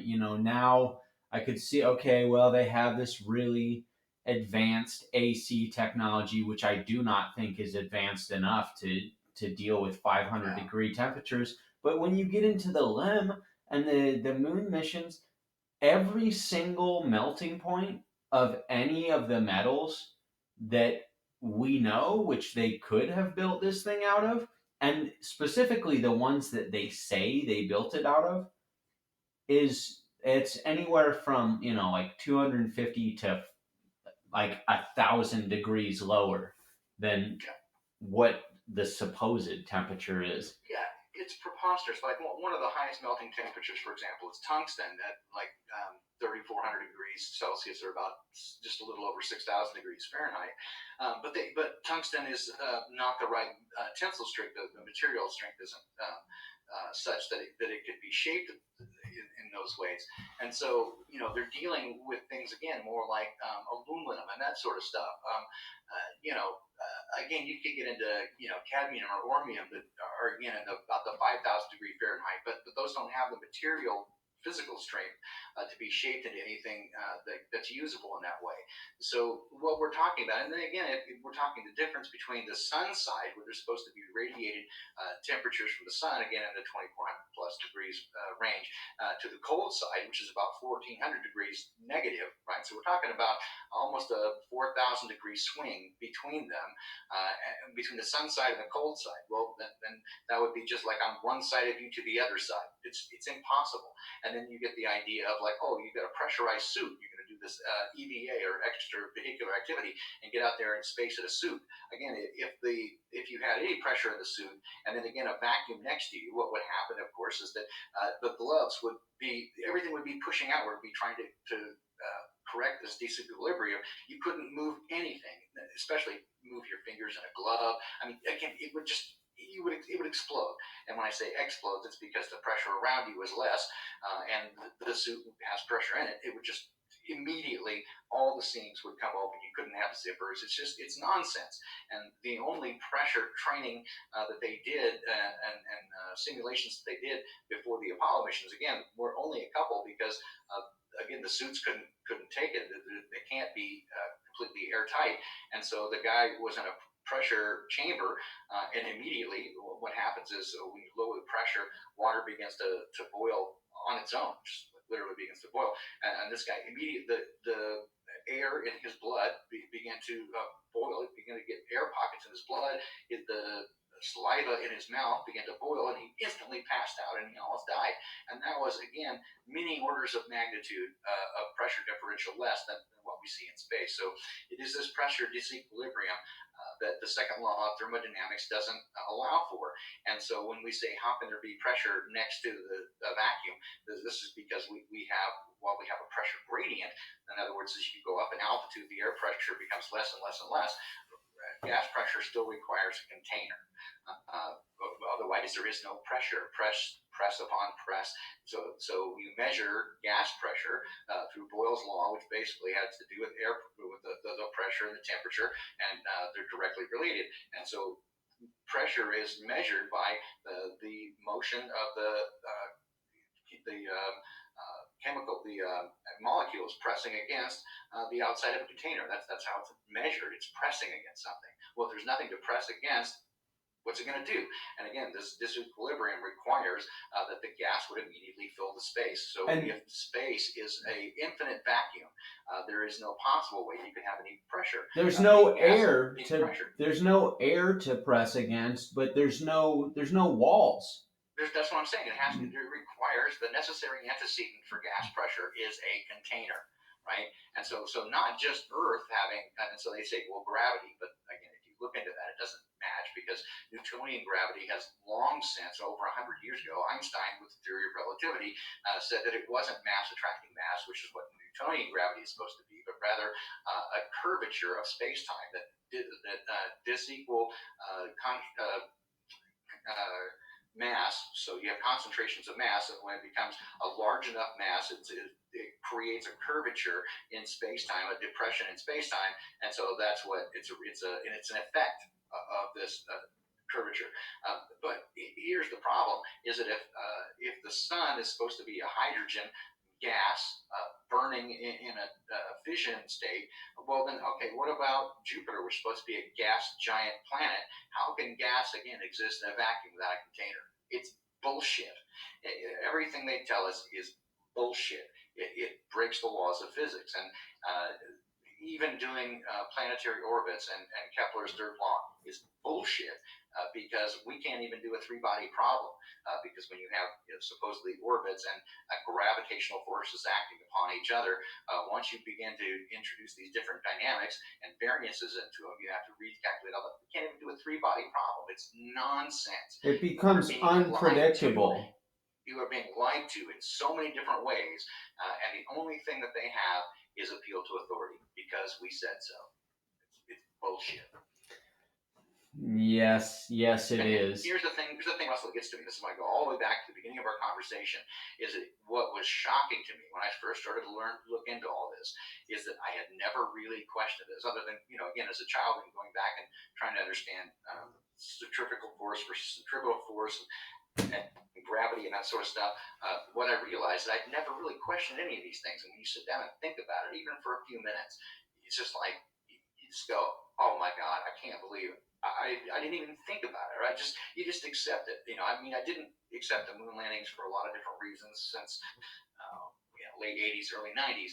But I didn't question space being real. I didn't question like the ISS and that sort of stuff. I just thought we couldn't go to the moon. It was just I wasn't even mad about it, right? It was like, well, we had to do that because the Russians, blah blah. I believe that narrative.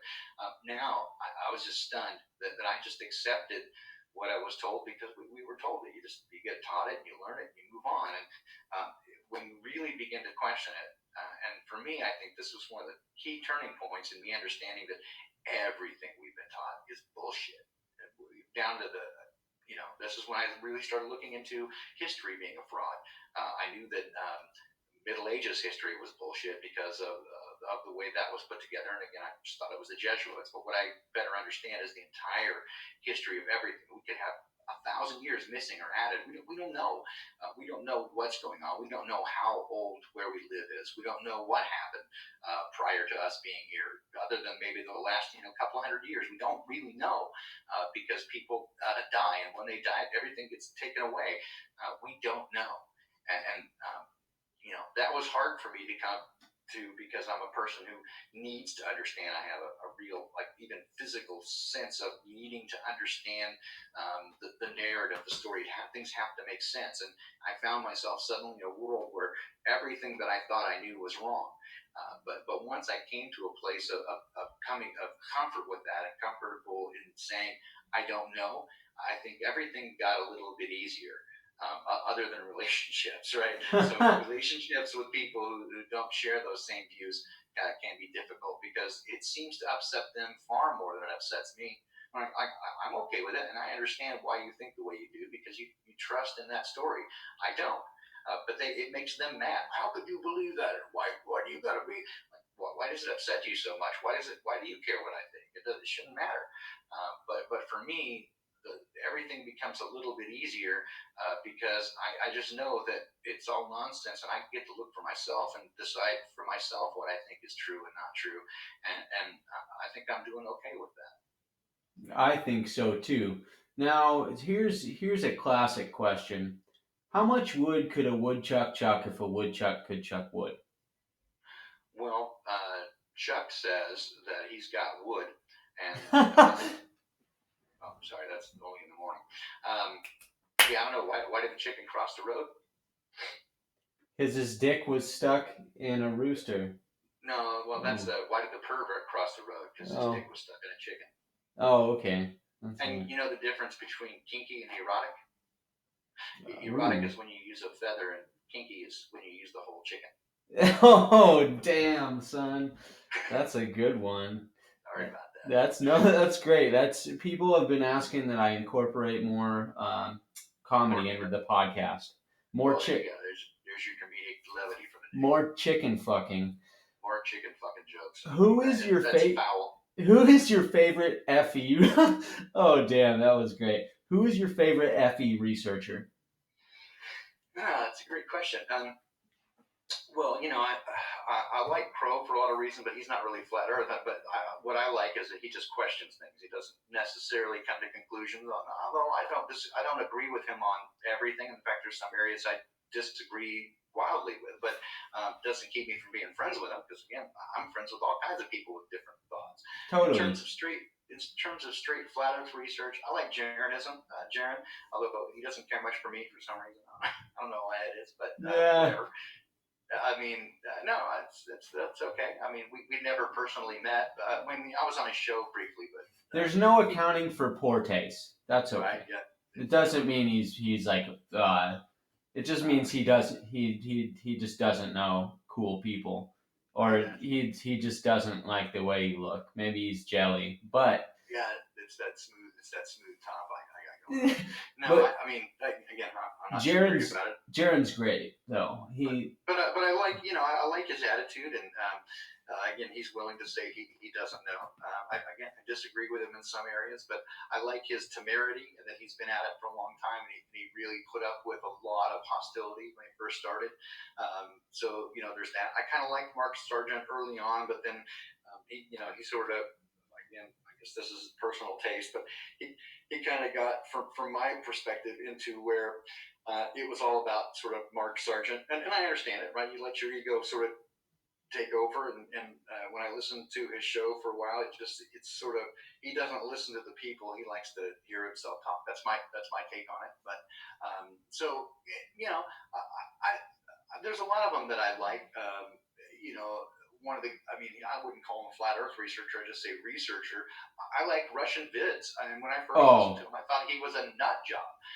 And he's a character. He's got a personality. And again, I don't agree with everything he says, but the more I get to know him, most of his calls have been right in my perspective. He's right much of the time. I've been watching him for about 4 or 5 years, and the work that he's done on just a cornucopia of conspiracy. It's Yeah. not just flat Earth. There's a lot of flat Earth, but he goes so deep into masonry. And recently, he did a podcast on Tom Hanks and his son, and outlined some stuff, which that is weird. That's super strange. The single socks. Tom Hanks' son on his Instagram has like 30 different pictures of single shoes and single socks, some children's shoes or booties, and then Tom Hanks has single a single children's sock in the background of one of his COVID pictures. It's He's been doing that for a while. Tom Hanks is much creepier than people give him credit for. And so it doesn't surprise me that he was one of the first ones to come out and say he had this coronavirus thing. But yeah, Russian vids, like I said, he certainly covers a wide gamut of topics, from transvestigation to flat Earth, the Illuminati, all sorts of stuff.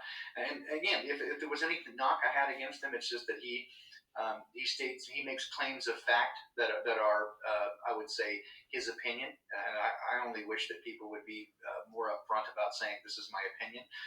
For example, I like Matt from Quantum Conscience a lot. He's one of the best abductive reasoners that I've seen in the truth community, and that his research style is more connecting the dots than it is turning over the exact hardcore stuff like Wolfgang Halbig, for example, in his stuff on Sandy Hook. He goes all for the data, right? He's straight up with the information and the data, and I like that kind of research. Matt's view is his style is different. He just swings for the fences, and so he's going to strike out a few times.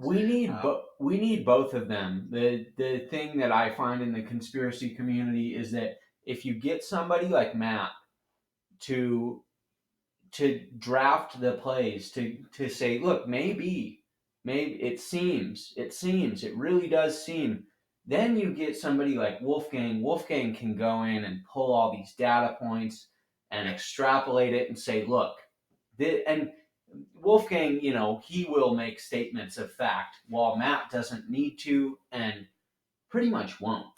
Well, yeah. So this is what I appreciate, for example, about Matt, is that he's very transparent about this is my hypothesis, right? This is what I think, and I don't even know if I think that. It's just everything's on the table. I love that, right? That's the difference, I think, between him and some other people, is that other people will say, what they think, but they think it's true. And so I struggle a little bit with that, right? So there's some of that. For example, I hate calling people out because I don't want people to get the impression that I dislike certain people. There are things that make me uncomfortable, which are the going after other people, right? So, for example, hacking the headlines, right? I've enjoyed a lot of their stuff, but on the other hand, they take on some people, and I don't think that's necessary, and I don't think it's helpful. I mean, I understand that if you feel like somebody's a detriment or a danger to the community, or they're saying stuff that could lead people astray, Okay, I get that, but if you make accusations that are unfounded against other people, I think, man, one of the biggest things about this is learn some discernment. I always say, eat the meat and throw away the bones, right? And I've been saying that since we met. And I've been saying that for years, right? Is that that's how discernment works. You got to develop your own understanding.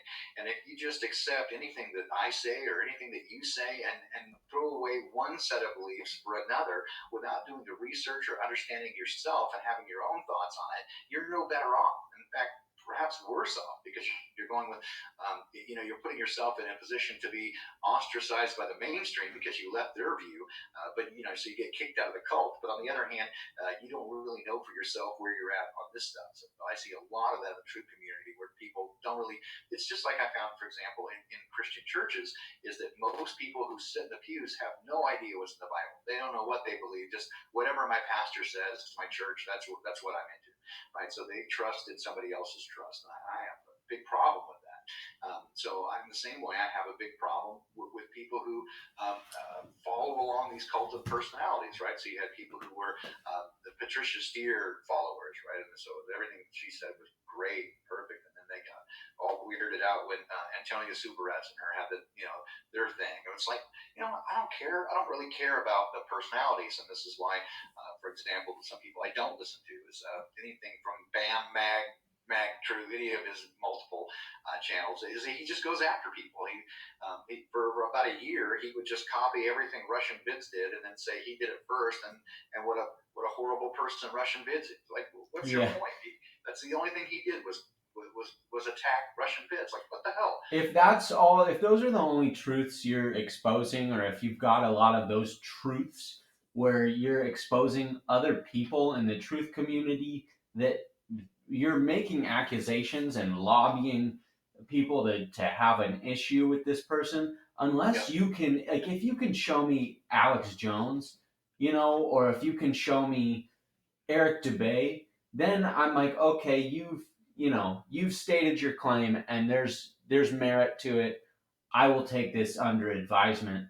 But I do want to say something while we're on this topic. Now, there's a gentleman. His name is Terrarium Firma. Terrarium Firma, I got a message for you. Fuck you, buddy. Eat a bag of salty dicks. Oh He my. he made a video called Devil in Disguise about Mark Devlin, he's very near and dear to me as one of the people I see going super far into his research and putting a great deal of time, effort, and energy into sharing the truth with people.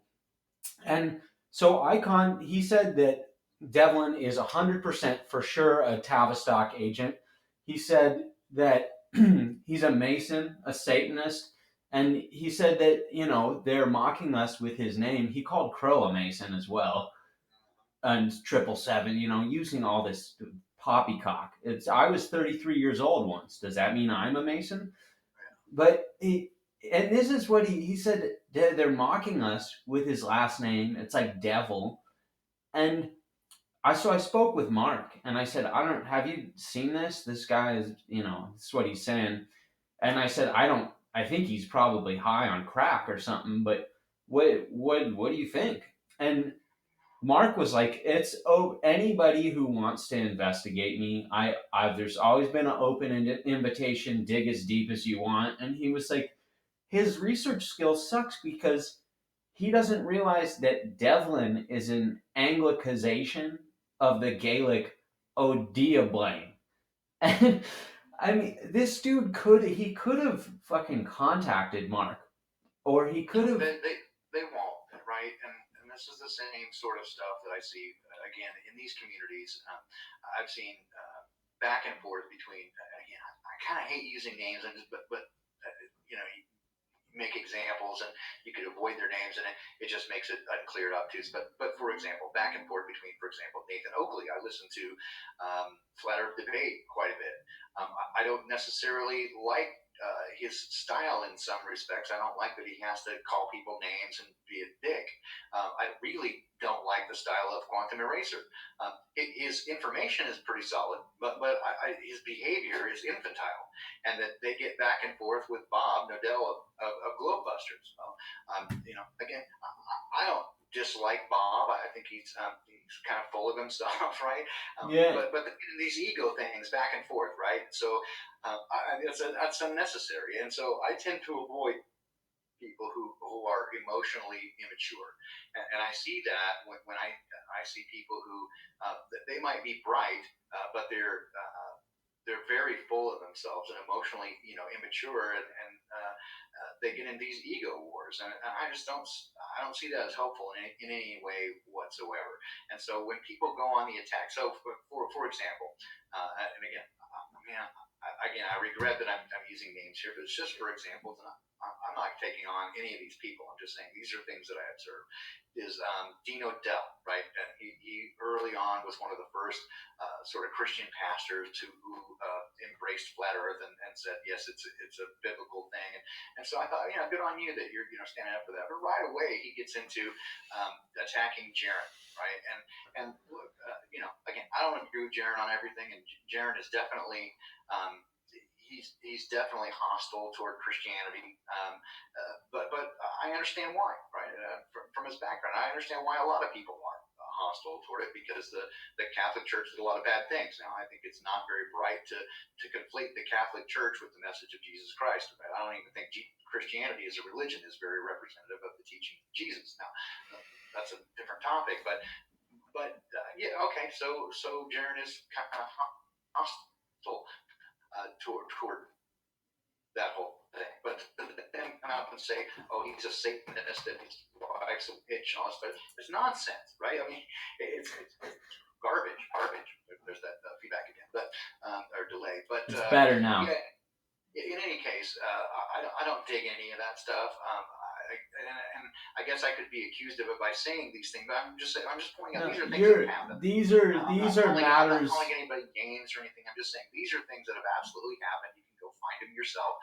That people get in spats with each other. You get ranty flat Earth get in spats with Nathan Oakley, and again, to me, these are matters of ego. People are behaving in a fairly immature way, and I find that not very helpful. So I prefer people who, again, Martin Liedtke. I love that he is always speculative, and he's very open about it. Hey, what if? I don't know. Hey, this is cool. This is great. I like him. He doesn't attack anybody. He's just pretty down to earth. Sometimes he gets a little high during his Dude, presentation. I was just gonna say, I love how he's smoking weed. Like he'll show you like 2 hours of painstaking research, give you all these amazing notes on it, and then you'll be like, hold on, I've got to take a puff. Yeah, and then he gets really baked and can't keep a coherent thought. So it's funny. I mean, again, I don't have anything against anybody. Again, there are some things that I would prefer that I didn't have to see. Again, people fighting with each other, and this is the sort of stuff that I saw Matt Powerland, for example, do, and he wants to take everybody on like, oh, I started flat Earth, and it's like, no, I mean, flat Earth started flat Earth. You might have been on that early thing of it, but then you went off in the weeds, bro.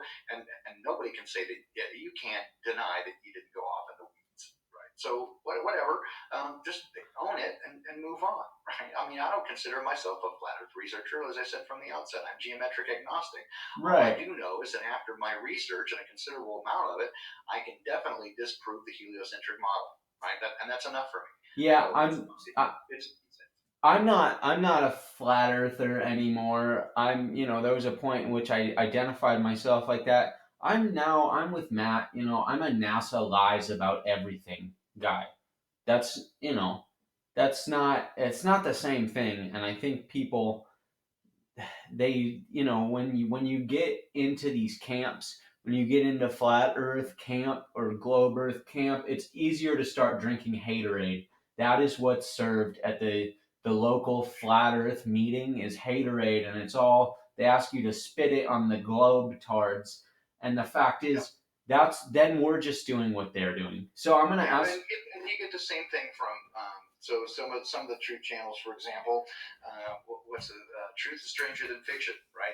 He went off on months of diatribes against flat earthers, and I just kept going, you're wrong. I mean, some of your other stuff might be okay, but then I noticed that he did the same sort of thing of considering that he was right about everything.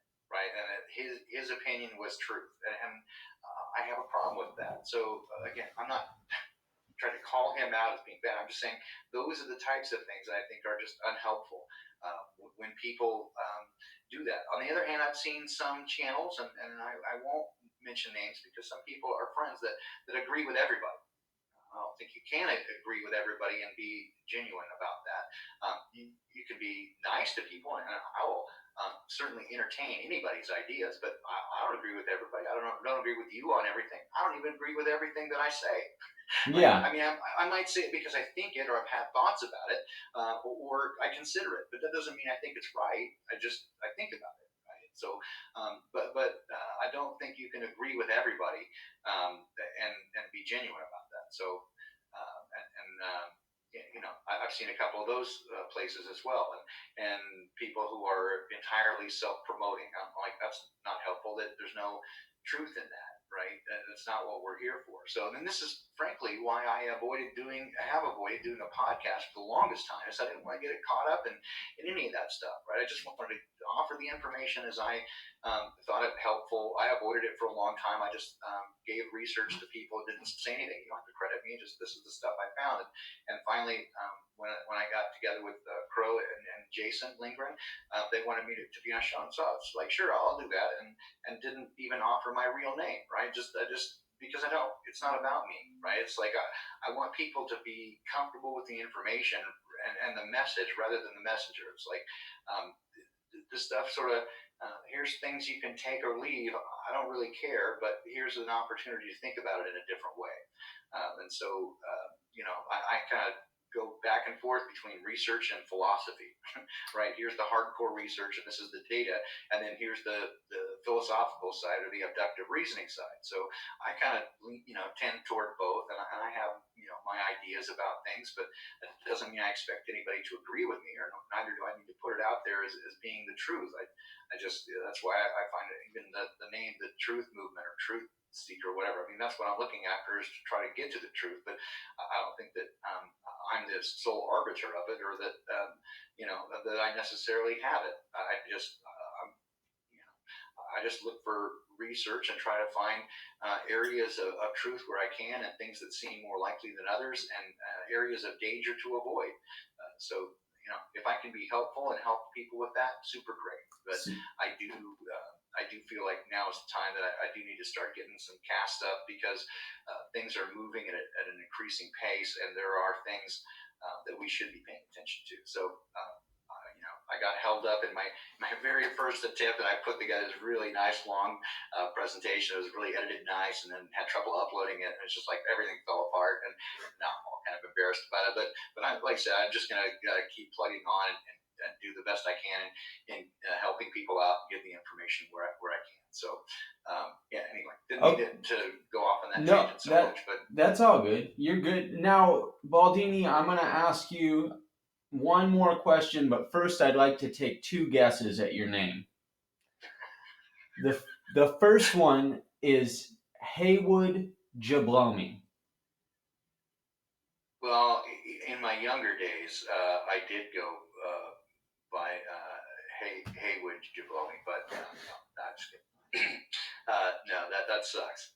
Okay. What about and I think this one might be closer.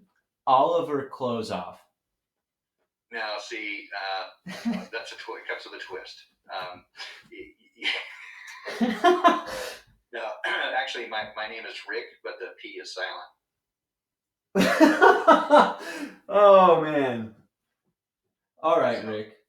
and my last name is Head, so it's Richard. Head. Richard Head. Richard Head. Okay, finally. No. In truth, and this is one way you could probably, if you did enough research, you figured out. I actually did have a geometry teacher in high school whose name was Richard Head. Wow. That's the truth. All right, truth diggers, go see if you can't find that. But and I worked with a guy whose name was Wolfgang Rattlefinger. dude, that is probably the most badass name you could possibly have. That was his given name, Wolfgang Rattlefinger. Yep. Dude, what was his dad's trade or his great grandfather's? Like he made rattles by hand, or I have no idea. And he was Canadian, right? So this is even weirder. Yeah, but definitely Germanic background. Yeah, Rattle Finger. I don't. That's. But yeah, it was a great name. I was like, nah, you're kidding, right? When I first met him, it's like, no, it's not on his time clock. It's Wolfgang Rattle. That was for sure.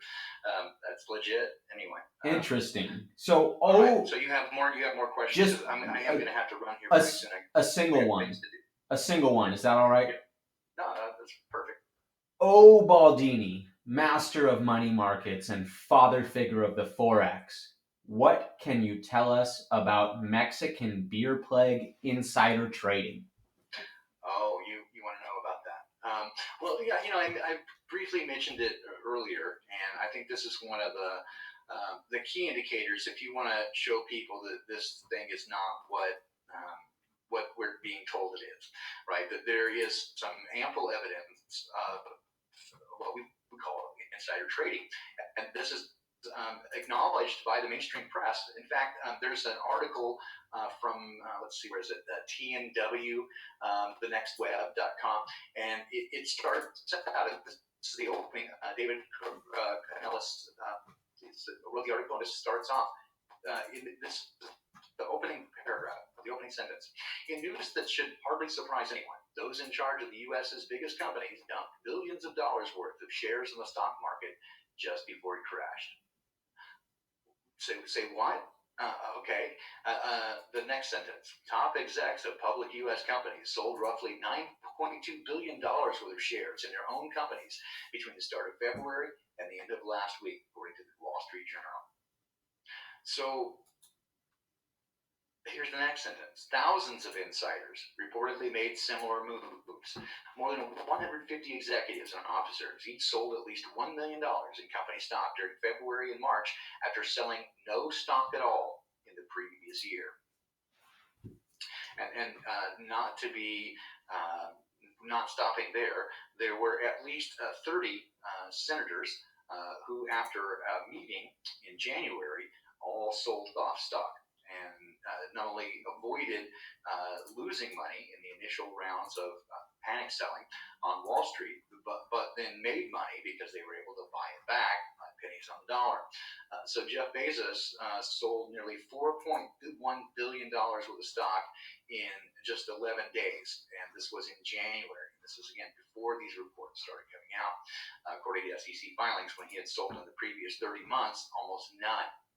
And there was another article that appeared in, what was it, CCN Market News, and they were, and this is again in January, January 31st, they were mocking his ex-wife, Mackenzie Bezos, and it said she picked a horrible time to sell Amazon shares. The ex-wife of Jeff Bezos recently sold 200,000 Amazon shares that could have been worth way more as Amazon soars after earnings beat. So they're mocking her for selling off stock, and yet she knew something that no one else knew, or not to say no one else, but none of the public knew, which is that this crashing of the economy was going to happen due to an unforeseen pandemic event, hardly unforeseen. Event 201, which occurred in October of 2019, sponsored by the John Hopkins Center for Health Security in cooperation with the Bill and Melinda Gates Foundation and the World Economic Forum. World Economic Forum did a simulation of a mass pandemic event based on a coronavirus event. No shit. So you put these things together, and these are all openly reported in the media. That it's called Global Pandemic Preparedness with Event 201. So these things are irrefutable, and they're publicly acknowledged, and yet they show clear foreknowledge of this event. So when people are, oh, and by the way, insider trading is illegal according to the SEC, the Security and Exchange Commission, which basically states that if you have knowledge of an event that relates to stock that you hold, it's illegal for you to move that stock based on that knowledge in order to profit from it or to avoid losing. And yet this is what more than 150 executives and more than 30 U.S. senators have done in the days leading up to this pandemic. So this indicates foreknowledge, which should tell you that it is either bullshit entirely or a manufactured event, which is at this point more likely that they took something and this was a manufactured intentional event that people knew about beforehand. So there should be no denying this. Again, I'm not a coincidence theorist. So this information, just go look it up. I mean, it's not like they're hiding it, and yet there's not even investigation into this insider trading moves, which should again tell you that more people were in on this than just a few.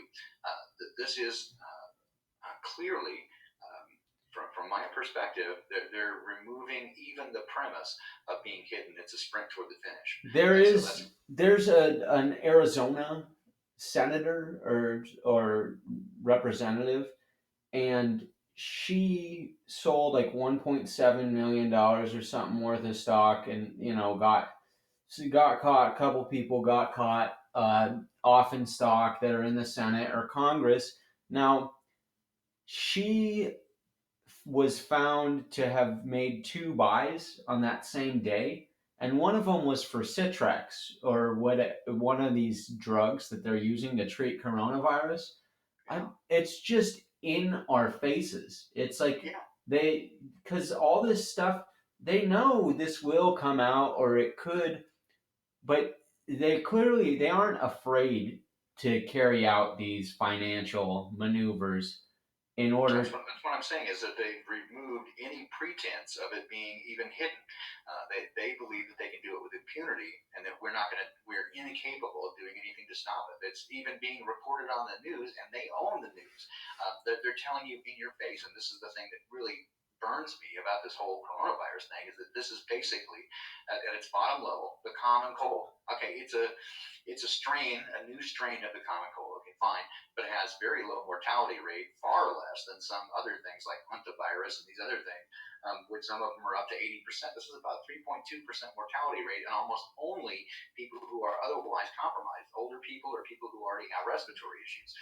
So a common cold could take those people out, and it happens all the time. To date, although they're saying the United States now has more coronavirus cases than anyone else and a higher mortality rate, except for like Italy, but if you look at it closely, we've had 10 times more people die from the flu than from this. And the common, the standard flu bug kills people every year because it's hard on people who are already compromised. So basically, they are laughing in your face. I mean, imagine the meetings that they had, and that they're going to scare people into staying home and shutting down the world economy over the common cold. They are fucking with you. It's beyond the pale in terms of the reaction, the response is not congruent with not even close what's going on. You don't fucking tank the world economy. The American economy got super screwed, and there's a dead cat bounce going on right now.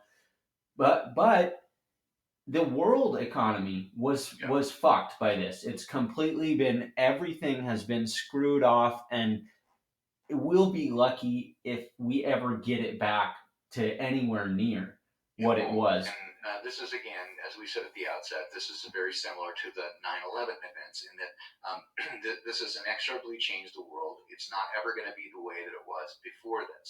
And in some cases, this has to do with the control that the government has over your personal freedoms. They can simply make pronouncements, and you have to do what they say.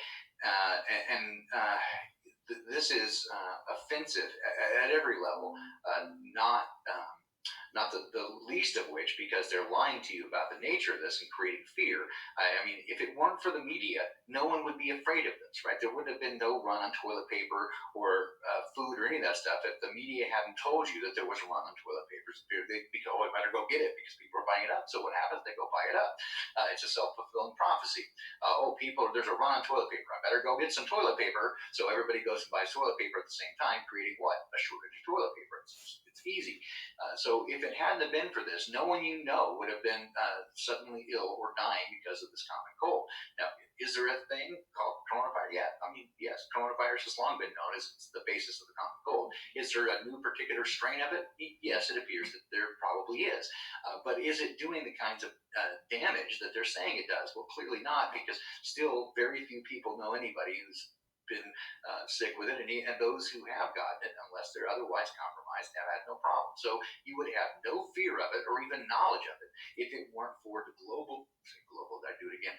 Worldwide media telling you to be afraid of it, right? So this is, again, in your face, and this shows you the power and control they have over people's minds. And when I see otherwise bright and intelligent people crying for the government to do something and, keep people in their homes. And so one of the things I think you're going to see come out of this, and I would have hesitated to say this before, but as I see it roll out, it's exactly happening. Wayne McCroy and I were talking about this, is that this is a prime time for them to release a U.S. cryptocurrency. Sure enough, the digital dollar got thrown into the mix on this $2 trillion recovery package. And if you think about this, right, again, there's a guy, a senator who got in trouble with everybody, but so he got everybody. He was a Republican senator, got everybody pissed at him because he called for a in-person vote for the stimulus package, and everybody was mad at him because, oh, you're endangering our lives, and we're all trying to stay home, blah blah blah. So they called him a masshole, right? But what he was pointing out was that $2 trillion, you need to divide that into 150 million workers, it's roughly $13,500 a piece. And instead, we're offering them $1,200 a piece. So the other, the other $10,000 is going to line the pockets of corporations and banks. They're funneling it all through banks. And so what is it doing? It's not helping anybody but rich people. They're giving $13,500 away per person, but you get $1,200. Isn't that a kick in the sack? It's bullshit, and we're being fucked in every way. It's Pardon my French, but it's infuriating to me that everybody is letting it happen, and people are buying it because they believe the media. They've got you hypnotized. I would say probably not the you that's listening to this now, but they've got your friends and neighbors hypnotized into doing whatever they say, and to being, oh, they think they're ahead of the curve because they heard it in the news and now they're up on it and they know. And one of the crazy things about this coronavirus deal is that they started with the healthcare community.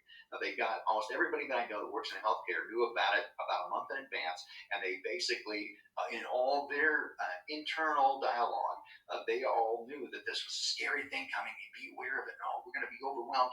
And so they got them fear and panic to begin with. And so then when it came out of the news and people said, oh, I'll ask my friend who's a nurse. Oh, yes, it's this big scary thing. We know all that. They just started with their target audience. So just like you do in marketing, you find opinion leaders or centers of influence and you convince them first, and then it moves on from there.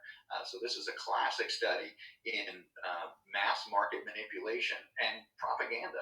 And so what I think you're going to see come out of this is the two things are they're going to call for global governance. There needs to be greater globalist control, a one world government, maybe right around the corner, or at least some oversight to get people on board with this idea. And there's going to be cryptocurrency as part of this relief package because they've tanked the global economy.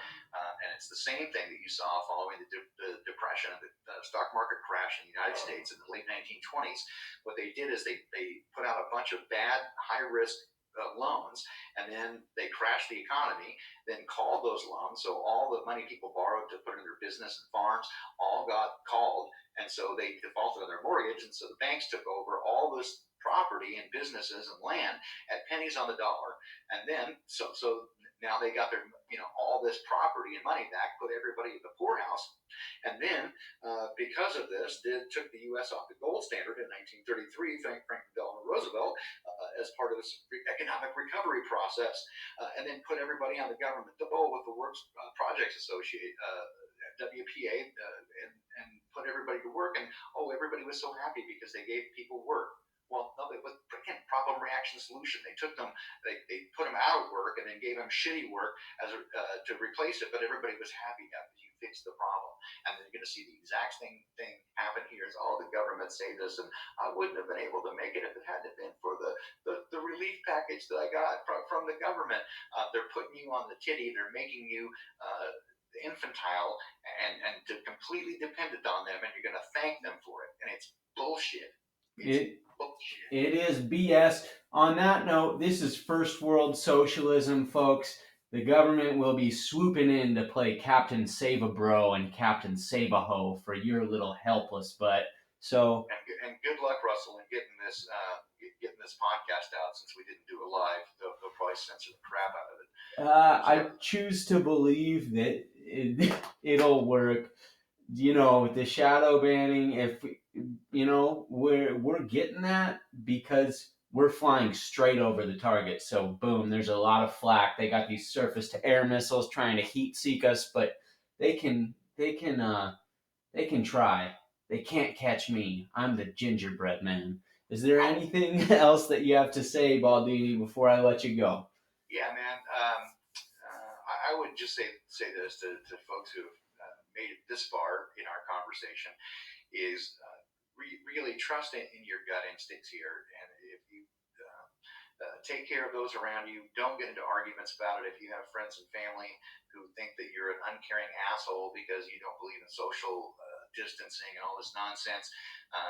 Again, I would have you maybe point out these things. These are undeniable facts. If it was foreknowledge in these events, they don't have to be conspiracy theorists. They have to be coincidence theorists to believe that none of this that all just happened by accident. That over 200 people suddenly sold off stocks in the days prior to this that would have taken enormous hits, and they would have lost money. And instead, they made money. They profited off death, if you will, because of this. So maybe point them in that direction.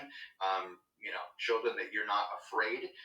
But again, from my perspective, I'm following the state rules. I'm not defying the orders. I'm not running around naked in the streets and waving my Johnson around, going, "Look, no coronavirus here."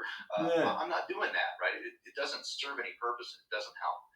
But what does help is to be kind to those around you when other people are freaking out. When your calmness and your ability to stay without fear may be the difference. So stay close to each other. Keep in contact with the natural world. Keep in contact with your creator if you know him. If you don't get to know him, he's a pretty cool guy. And that's what I got to say. Hang in there, guys, and we're all in this together. And if they do come for us and try to take us out, really, ultimately, your soul is the only thing you got, right? So I go, hey, I'll quote Jesus on this. What does it profit a man if he gain the whole world but lose his soul? That's the only thing you got that's of any value, and that's what they want. They want to steal your soul when it comes down to it. Whoever they are, they want your soul, and they want to steal your joy. So don't let it happen. Be who you are and be beautiful in who you are, and that's what's important. Inspiring. Thank you, Baldini. Folks, this has been, as far as I can tell, number 12. And hey, that's our 2 cents. You can spend it how you want.